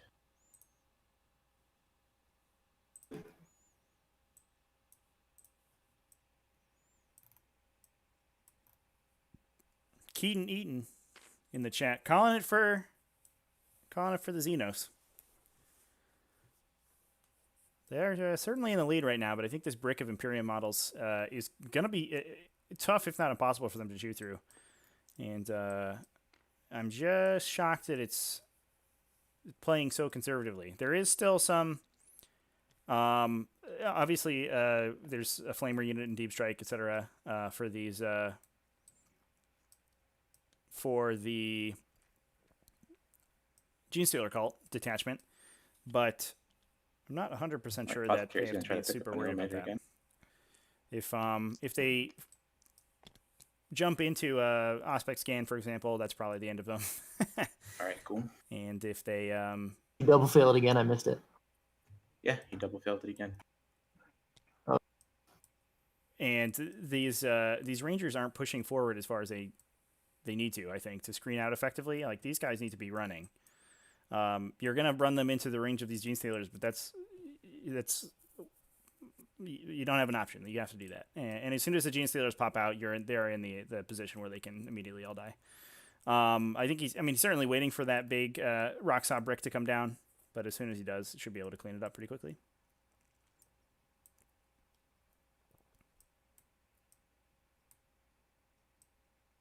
All right, so we'll go to the bombs on that front unit.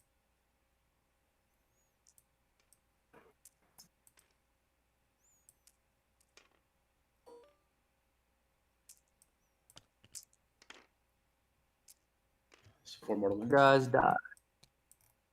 2, 3, 4.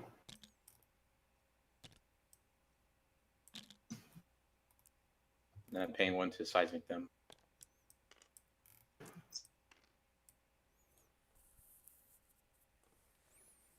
Paid it. All right, so shooting, this plane's going to shoot his stubbers into that same unit.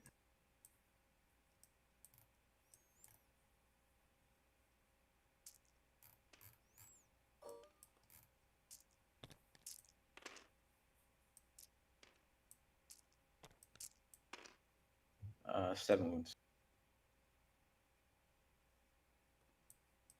On the Gene Stealers? Yeah. The stubborn, so 3 wounds, right? It's strength. Yeah, it's strength 5 for mechanical. Yeah, that's from the Martian Canticle this turn that he picked. Okay. Because they're heavy. That's right. 7. Still no AP though, right? I'm gonna get my cover save. No AP. So I just get 4 ups. Still kills 4. 4 more. Boom. All right, we're almost at the point where both of these units are below 10. I think the blue is at 10 right now. 1, 2, 3, 4, 5, 6, 7, 8, 9, 10. Yeah, and these guys should be at 13. All right. I don't think 12. that plane can see anybody. Yeah, almost dead or almost below 10 on the Gene Stealers. In which case they all lose an attack. This plane's going to declare a they're gonna charge do on the Brood Brothers and the significantly less Basilisk. damage. Okay. What do I got here? I got just like a couple of these guys can see around the edge. The front 4, 5, front 4. Around the corner. 11 with the sergeant. Does that sound good to you? This is the bros Narmasil on says 6s. Admech probably going to win. 6 to wound. Nope. And the Basilisk. 6 or pick the highest from the main gun. 4 shots. Heavy bolters. I don't feel like that this Archaeopter can actually make that battle. Bolters are in red. Charge, but we'll see how it All need goes. 6s. Ooh. So heavy bolters don't wound. I do wound once with my big cannon. Yeah, takes D3. probably 2. Yeah, there's 2. But you got chaff, But right? I feel like So it can't. 2. It still can't charge through the wall. It still obeys the normal fly rules. So I don't think it can actually make it to that guy. Although I like the idea of engaging it in melee. But it at least can charge the Brood Brothers and use them to chain. Yeah, only 4.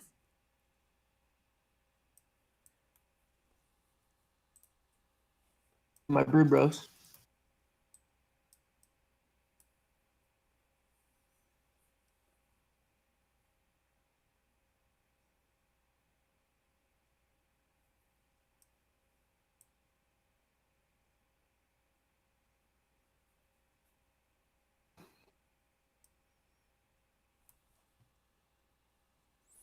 I'm not gonna lie, chat. I don't understand all of the hatred that people have for resellers.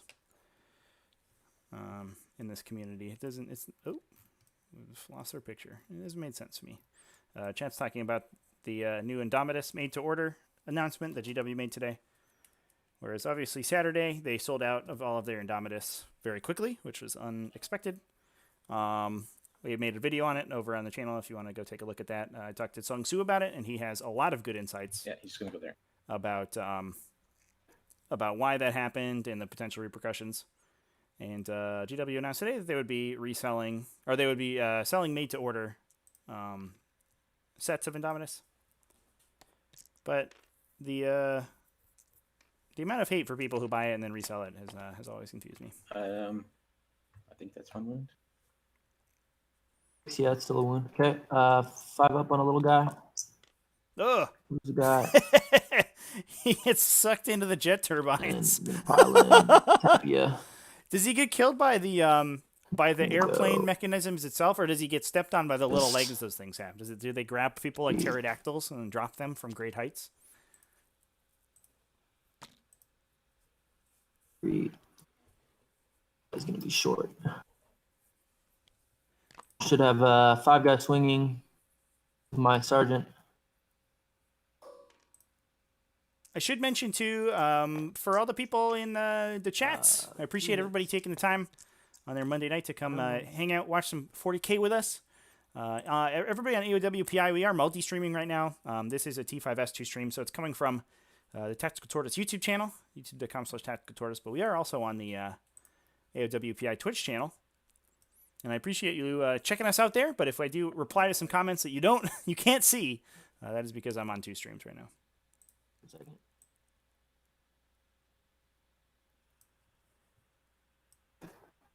So we still hold the same, right? Yep. Oh, but I got kill more. Did you get a recon? Recon. No kills still for the Imperium army. That's starting over to me, to T3. add up, I think, on that lead, unfortunately. Pass it over.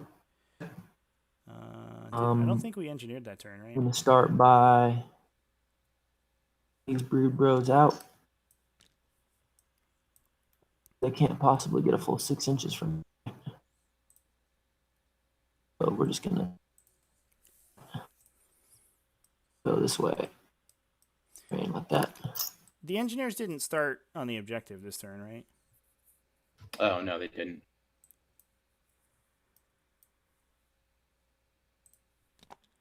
I think this. I need to blow this dude up. It's gonna be where he's at. He's just gonna eat it. Don't love that He's engineers it. pick. Yeah. I think it's going to come back to bite the Imperium here. Just like I think the ground control pick may not go very well for Hive Mind. But we will see how it goes. This game's played out a lot cagier than I expected. I sort of expected these Rangers to play a little bit more aggressively. Put a bunch of 60s ones. Of screens around the table. Even if they get wrapped by Gene Stealers, it's not the end of the world. You have those Assault Centurions that can mop them up. And there's not really anything besides that Demolisher Cannon on the other side of the table that can really fight those Centurions.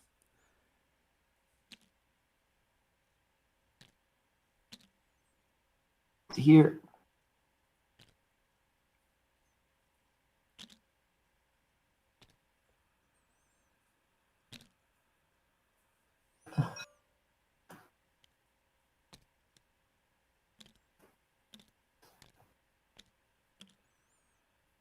Count probably.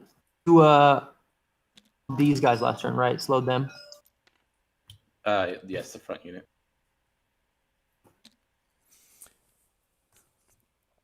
Fun fact, chat. Buying something you don't want to make money off someone else's work or IP is sort of the basic one of the basic tenets of capitalism. This it is basically run. They should be able to do that. How a barter economy works.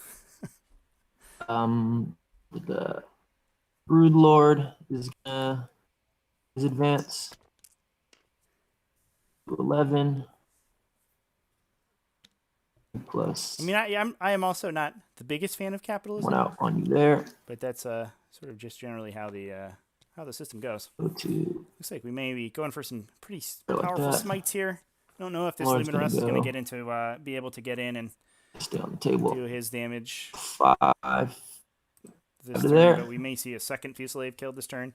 or to The fact that these Fusillades are engaging and sort of without support means that they're taking a lot more damage than I this is gonna expected. stay I where sort of he's at. expected them Sink to this. play a little bit more cagey and play around the sides of the table and take shots with their miniguns to kill Gene Stealers Tackle early Alpha's before going in here. for their bombing runs, but they're going in and getting taken out so far.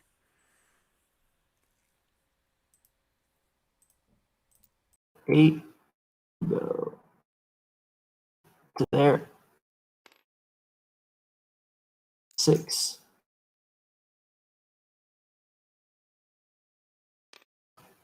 to there.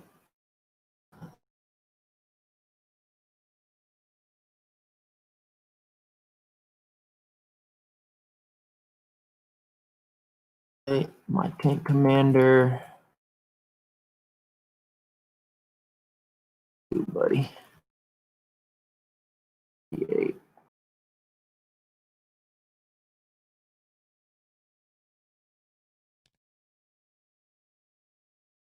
Do it like this.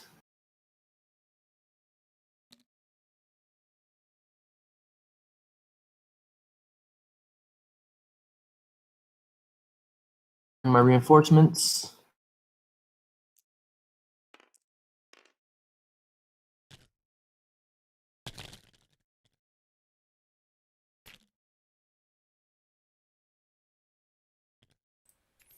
Okay, let's see where these guys are coming in. Oh, we're just going to pop in the corner. All right. I guess we're going to confirm recon. Yeah, we're going to confirm recon with those guys.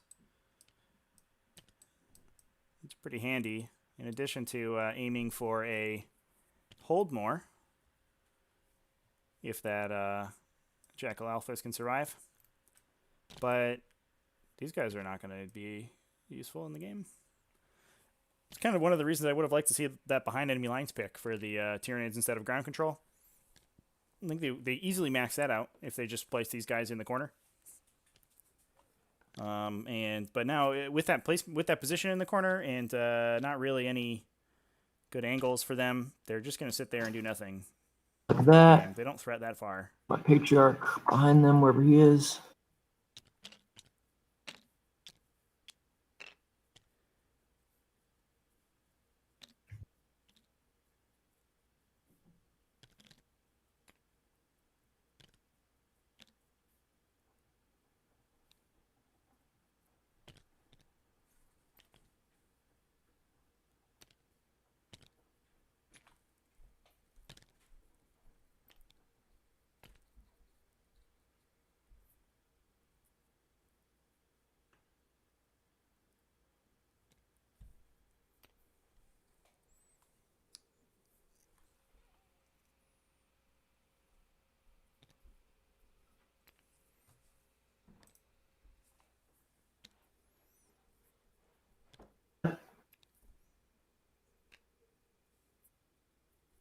And my last unit of Brood Bros to join.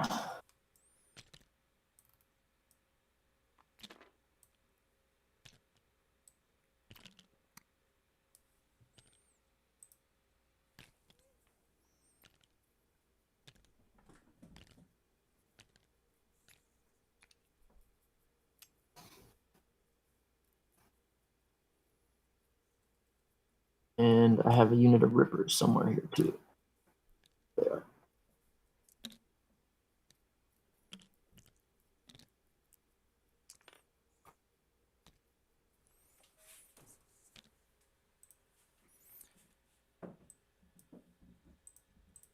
Obviously, the flip side with this positioning is that these guys aren't in threat, and they do sort of limit where the Centurions can go. If the Centurions push directly forward, they are potentially out of range to respond if those Genestealer Cult guys start pushing towards the objective in the Imperium deployment. So that's all my movement over the psychic phase. So if the By Centurions start casting advancing this way with my to Swarm push Lord into on this my artillery battery, these guys could potentially come out Lord to play. But I don't there's nothing over there on to fight. himself.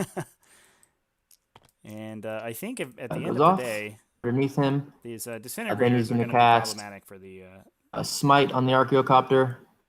Goes off on a 7 Tyranids, D3. as soon as they can actually bring their guns to bear. This is a Tyranid army that could mostly just die in one turn if it is exposed Lord, to this amount of shooting. even really need to do it. That's gonna be it.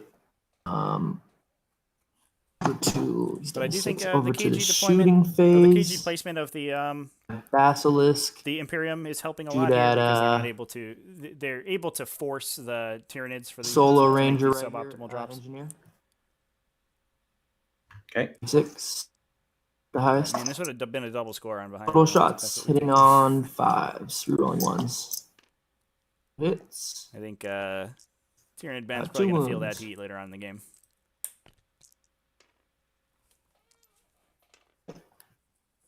I Manticore. Shoot at your other engineers there. That is 6 shots.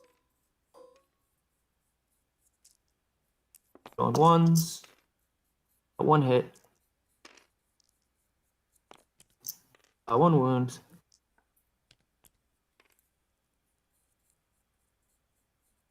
CP2. CP2, yep. 1, and then this last one. Oh, now that's fine. Other Manticore is gonna shoot at or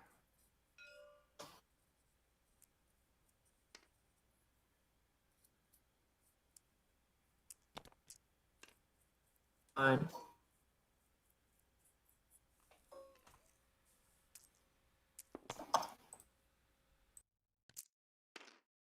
Rerolling ones. Hit. Wounding on 2s. 3.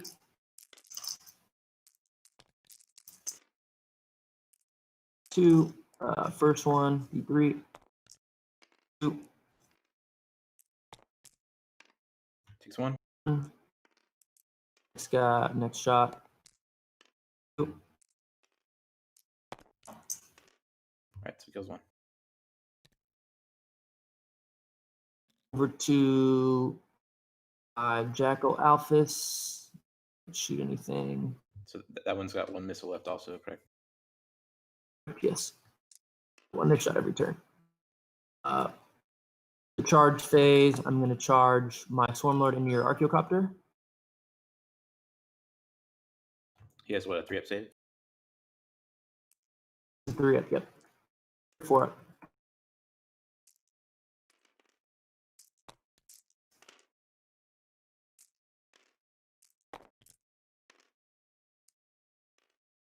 Is that 2?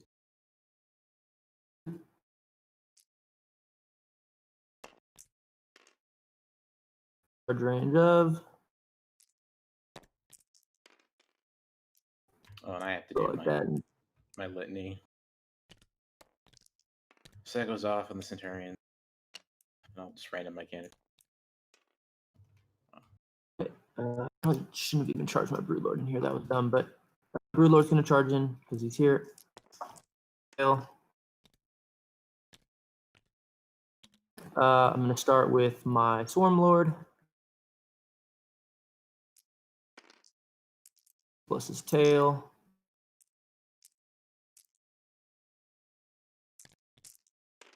On 2s. Strength. What's he strength? 8, I think. 87, so 3s.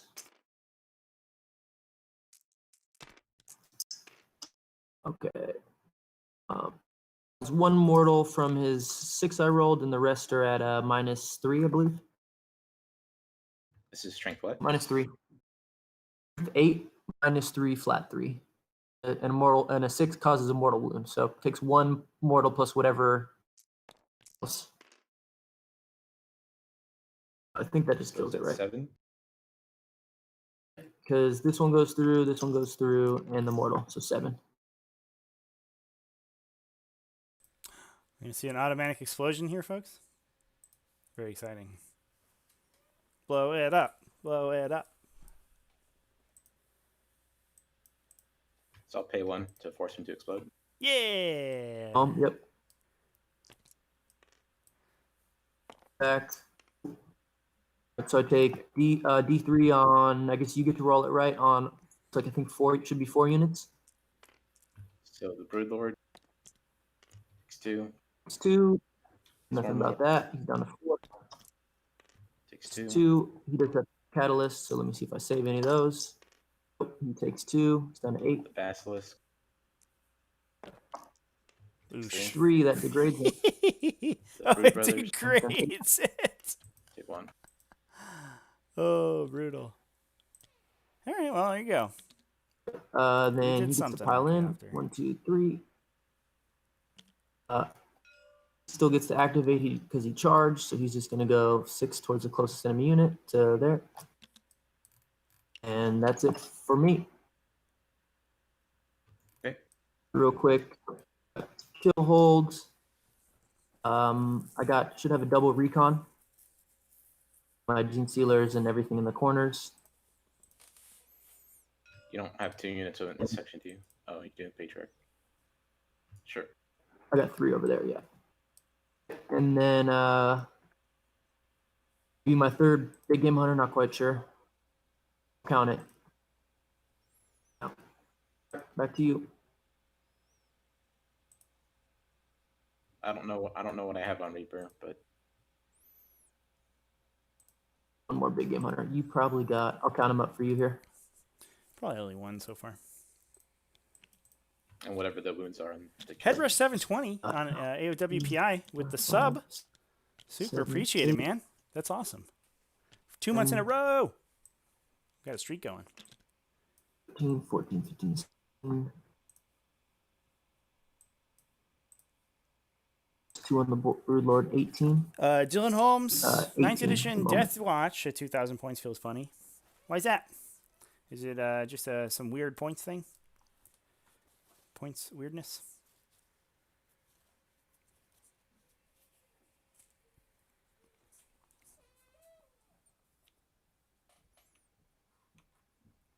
Okay, so the plane's going to fly over the sky and then turn 90 degrees and go over here.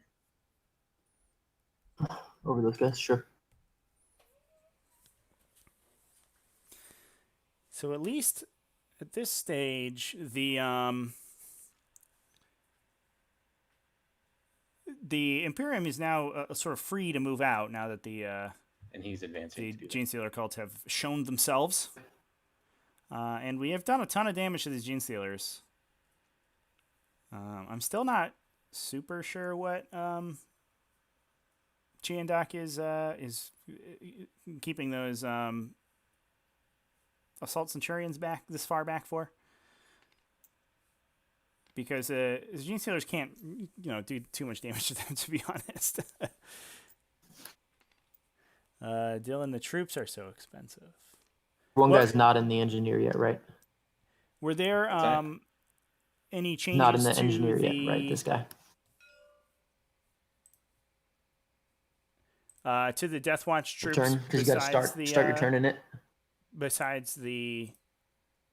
I know Intercessors went up, but did Death Watch Intercessors, are they just 20 right now? I haven't actually looked at the Death Watch book.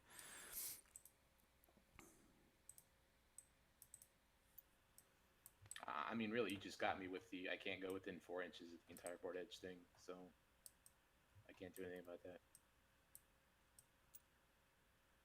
that. I looked into it before the game because I was trying to figure out how I could avoid that, and that's the only way to dodge those guys is to within the edge. Oh, just for vets, Dylan? Yeah, that makes sense. But it's all about Intercessors now, right? 70, I mean, they can just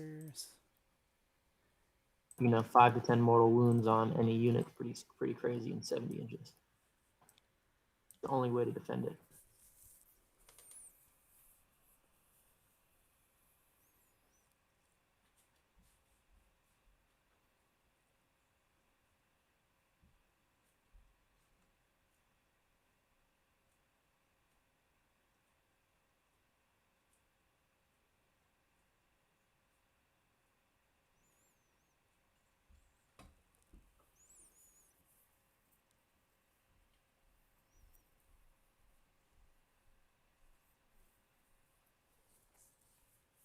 We're going to advance the Centurions, actually.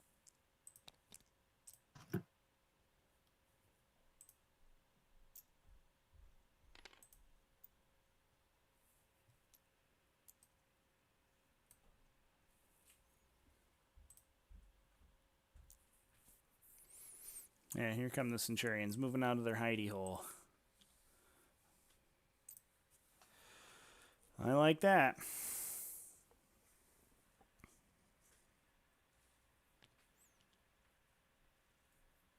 Advance the Apothecary. But I think we're seeing, honestly, chat, this is sort of why the Pheramite Cannon probably not the most optimal pick for these Scorpii. In a straight-up fight, obviously they do an immense amount of damage more than the Energy Cannon. But if your opponent plays extremely cagey like this, you don't really have a recourse. Whereas if those were all Pheramite Cannons, I think this game, or if they were all Belarus Cannons, this game would be kind of over. Like one of these Genestealer units would be dead already, or the Basilisk would get lit up or something like that. And there would be no impetus for this army to move out as hard. But right now, it's just getting shelled. Fortunately, the upside for it is that the Genestealers are almost sort of taken care of. The Manticores are almost out of rockets.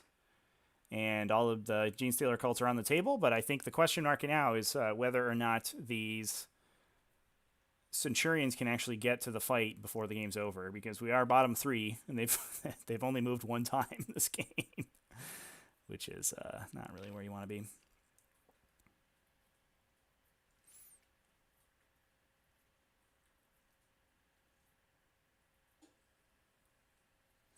You also have to be kind of worried. This disintegrator formation inside these walls here I guess bombs in the rock squad is pretty good, but the downside is this this wall here blocks your movement, so you are a little bit easier to trap potentially. If we can get a Gene Stealer here and here, sort of lipped around here, we can actually block a lot of the formation, which would be problematic. And we're gonna start killing those guys.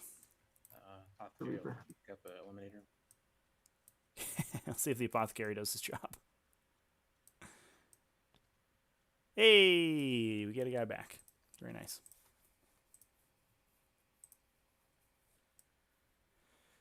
We're 1 for 3 on that poor apothecary. I guess that's it. Oh, actually, all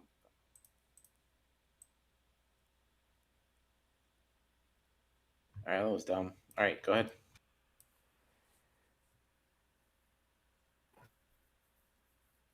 All right. So, these guys are fearless over here, so they're good. Yeah. So I guess I get kill and hold. Got a Reaper though that turn. 3. All right. You can pass it back over.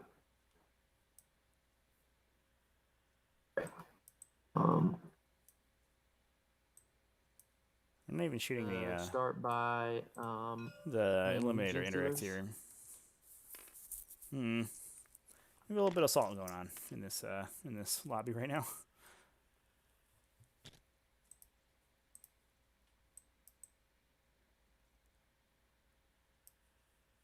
Both.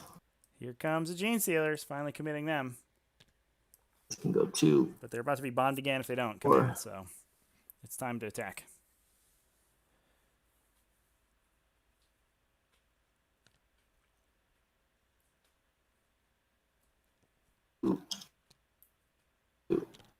Like that.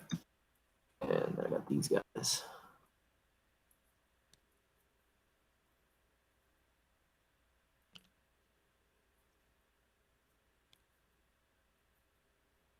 $11, 2 plus 2.8.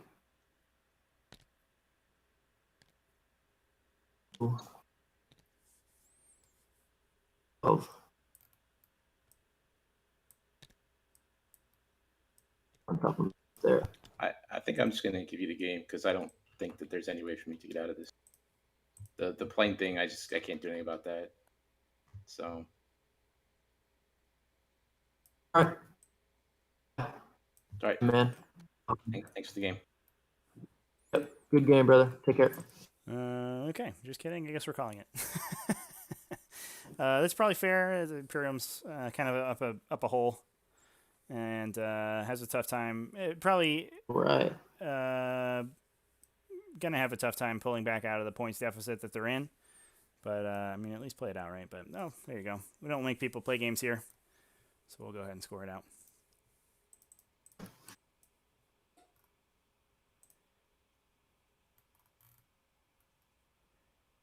Okay, well, I guess congratulations. Yes. There you go. Right. Yeah. Oh. Yeah, it felt definitely you got caught off guard by that interaction with the planes. It's actually surprising to me that that's not something that if you're playing AdMech bombers that you've ever seen before. To be honest, like that's just kind of how the rules work. Yeah, no, I mean it's literally the only defense against them too, right? It's like when you can move 70 inches, right? But and then even with that, I was surprised that they moved so far forward because they just ran into range, right? Whereas like you had, in order to string out that far, you had models that were in danger of just being stubber shot, right? And if he knocks those units down to below 10, he's way less scared of moving everything out. I think he just Even on top of that, like I don't honestly think that was that huge of a deal. It maybe just put him in a bad mindset. And he messaged. I was talking to Dan beforehand, and he said that he'd been. He just came off a big shift too, so he's like super tired. But it felt to me like everything was very conservative. You know, there was I wanted these Rangers to be pushing out across the table to screen out the drop. I wanted these Scorpius to be gunning up the table to get shots later in the game, and everything just stayed in the corner and didn't move. And I was like, well, yeah, it's a good way to get behind on an ITC game for sure. Exactly, and I've actually played Dan before at a GT like a month ago in Virginia, a month and a half ago in Virginia. Yeah, and yeah, Chad was excited for the rematch. So yeah, well, and then it was a complicated game, but yeah, he went first, and had pretty quick me, and he actually had some Stratoraptors, and he did a bunch of stuff I didn't know he could do in that game, and so that was like got me pretty good in that one. And so in this game, it's a battle of technology here between you two. So this time I was looking at his list, and I was like, oh man, what do I do about those Fusiliers? And I'm like, well, fly over, right? Because they don't have a hull value. So I'm I guess you got to go to the base. So then I checked with you, and I checked in like the alpha chat on TTS, and they were like, yeah, you know, that's right. And so I'm like, okay, well, I guess it has to be the strategy but I mean, for 110 points for these flyers to fly over the whole board, mortal wound like a unit of intercessors even, or centurions or anything, 110 points, 70 inches is just like absurd, right? So it's good to know that at least there's like one defense for them. Right. It appears to be that, because otherwise they're just so crazy OP, especially with their tremor shell thing, right? Yeah. Yeah, and in addition to also just actually having tremor shells on the table too, which it was good that you knocked out immediately. I wasn't sure if you could do it with the shooting, because almost every time, because it was in cover, and almost every time I shoot at one of those things, they make all their stupid armor saves. he was gonna get 3 ups, and I was like, all right. I was looking at his list, like, I have to shoot the Basilisk at that thing, T1. Right. If slowing both my units of Gene Stealers and they're just getting stuck, and I can't even get to the side of the board, then I'm screwed. Yeah. And so that I got good rolls too with my Manticore. So to be fair, like, he was surprised about the board edge thing. Plus my Manticores, I think I rolled like a 9 or like an 8. And then the Manticores were absolutely on fire for sure. Yeah, dude, I rolled a box cards twice for 2 different Manticores. Yeah, dude. Yeah. And I was surprised he came back here. The command uplink too. The one thing those can do that are so nasty to Tyranids are like, you could drop it next to both my freaking synapses, up some Gene Stealers, and then I can't have synapse. I can't. Then they're not fearless, right? Sure. Yeah. And if he's not, I don't know if he was killing enough of them for that to matter, because their base leadership is extremely high anyway.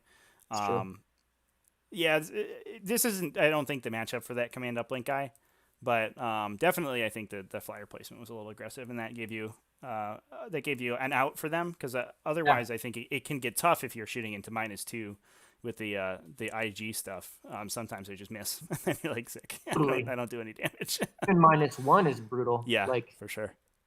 He was far away for the Master of Ordnance helped a little bit. Yeah. Yeah, dropping a Basilisk shell on top of the plane. What a boss that guy is. yeah, that was epic. Just from the sky, he called in the airstrike on an airstrike. Yeah, yeah. He's like, and the thing is, too, I was like, all right, these guys, the Centurions are slow, and he's got so much defense on these guys. Transhuman to Ferios to Apothecary, it's like you just can't even get within 30 of these guys. So it was like, he castled so hard, I was like, all right, fine, I'm just not going to come back there. I'm just going to be ready to come back there and just hopefully pop your planes. Yeah. I was one thing we were talking in chat is obviously I think that's why the Ferromite cannons are usually not seen on those disintegrators, because if he has Ferromite, the 3 Belarus cannons on those things, I mean, this game is entirely different, right? Like everything changes. Everything changes. Because as soon as you kill that Thunderfire cannon, he's got 2 eliminators he can shoot you with, and that's it. And you're like, okay. Exactly. That's the reason I was shooting eliminators, but he was getting some good saves on them. Yeah, Last time I they're hard played to him, take out. They usually take a little bit of work to get out, especially the Iron Hands ones with the 5+. Ignore. well, last time I played him, he there wasn't this. I mean, this is also like a super good map for me, obviously. Yeah, this is definitely the most terrain heavy one for sure. Yeah, but last time I played him, he had the termites, and it was at a GT in person, and there was tremendous gun lines, and so giving those the canicles, so they're like strength 9. Mm-hmm. One or two of those killed my exocrine. Mm-hmm. T1, just one or two of them. They get the exploding 6s, and then they get the it the was like strength. exploding 6s, plus 6-inch range. Yeah. Strength 9, all flat 3, right? And it was just like, boom, pick up your exocrine, one guy. Totally different game. Yeah. Going first always helps. For sure. Yeah. Well, congratulations, man. I'll go ahead and input the scores. So yeah, off a concession there, you would just get 5 points the rest of the game. Knock these rest of these maybe out. not the bonus points, because that might be tough. That this is your bonus objective is the one that the Scorpii are on, right? bonus objective is, where's the bonus objective? Is this one right here? Yeah, the Scorpius. Yeah. So actually, you probably can get to that one with the Gene Stealers and then just obsec it. So I think you do max all those. And there we go. All right. So I'll go ahead and put the scores in. I'll be in touch with you to get you your prize. Oh, I forgot about that. Yeah. Good point. There you go. You get a prize. And congratulations on your win. And Thanks, Trevi, for all your help always, man. Appreciate everything you do with all this pod. It's a lot of fun. Yeah. Kept me sane through quarantine. Yeah, I know. Yeah, it's been nice to have something, right? So Really appreciate it, man. but yeah, I hope we see you on a stream sometime in the future. Yeah, definitely. Thanks, man. Have a good one.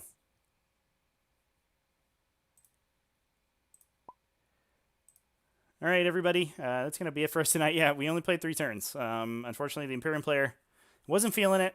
I talked to him before the game. He said he had been up for a while. He came off a big shift of work and was down so far in a hole in terms of scoring that I don't think that he was gonna come out of it.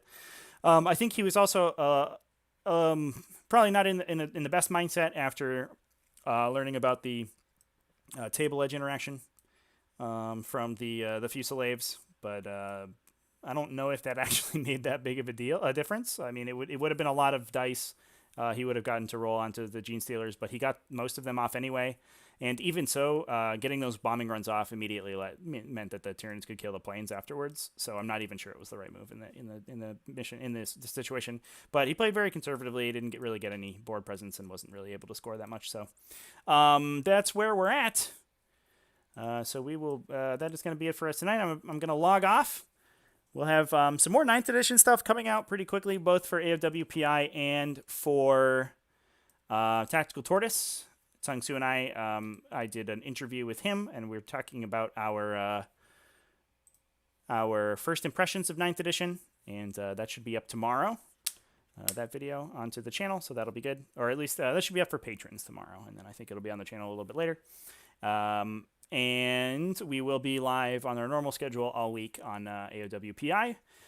We will be switching things up a little bit on AOWPI, although I think we may be moving into 9th edition content basically 100% of the time.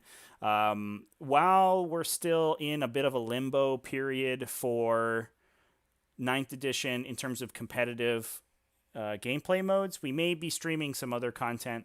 All 40K related, but we might do a couple video games or something like that and just do some some sit and chat kind of hangout things just over the course of the next week or so until we move into a position where we have more information about 9th edition.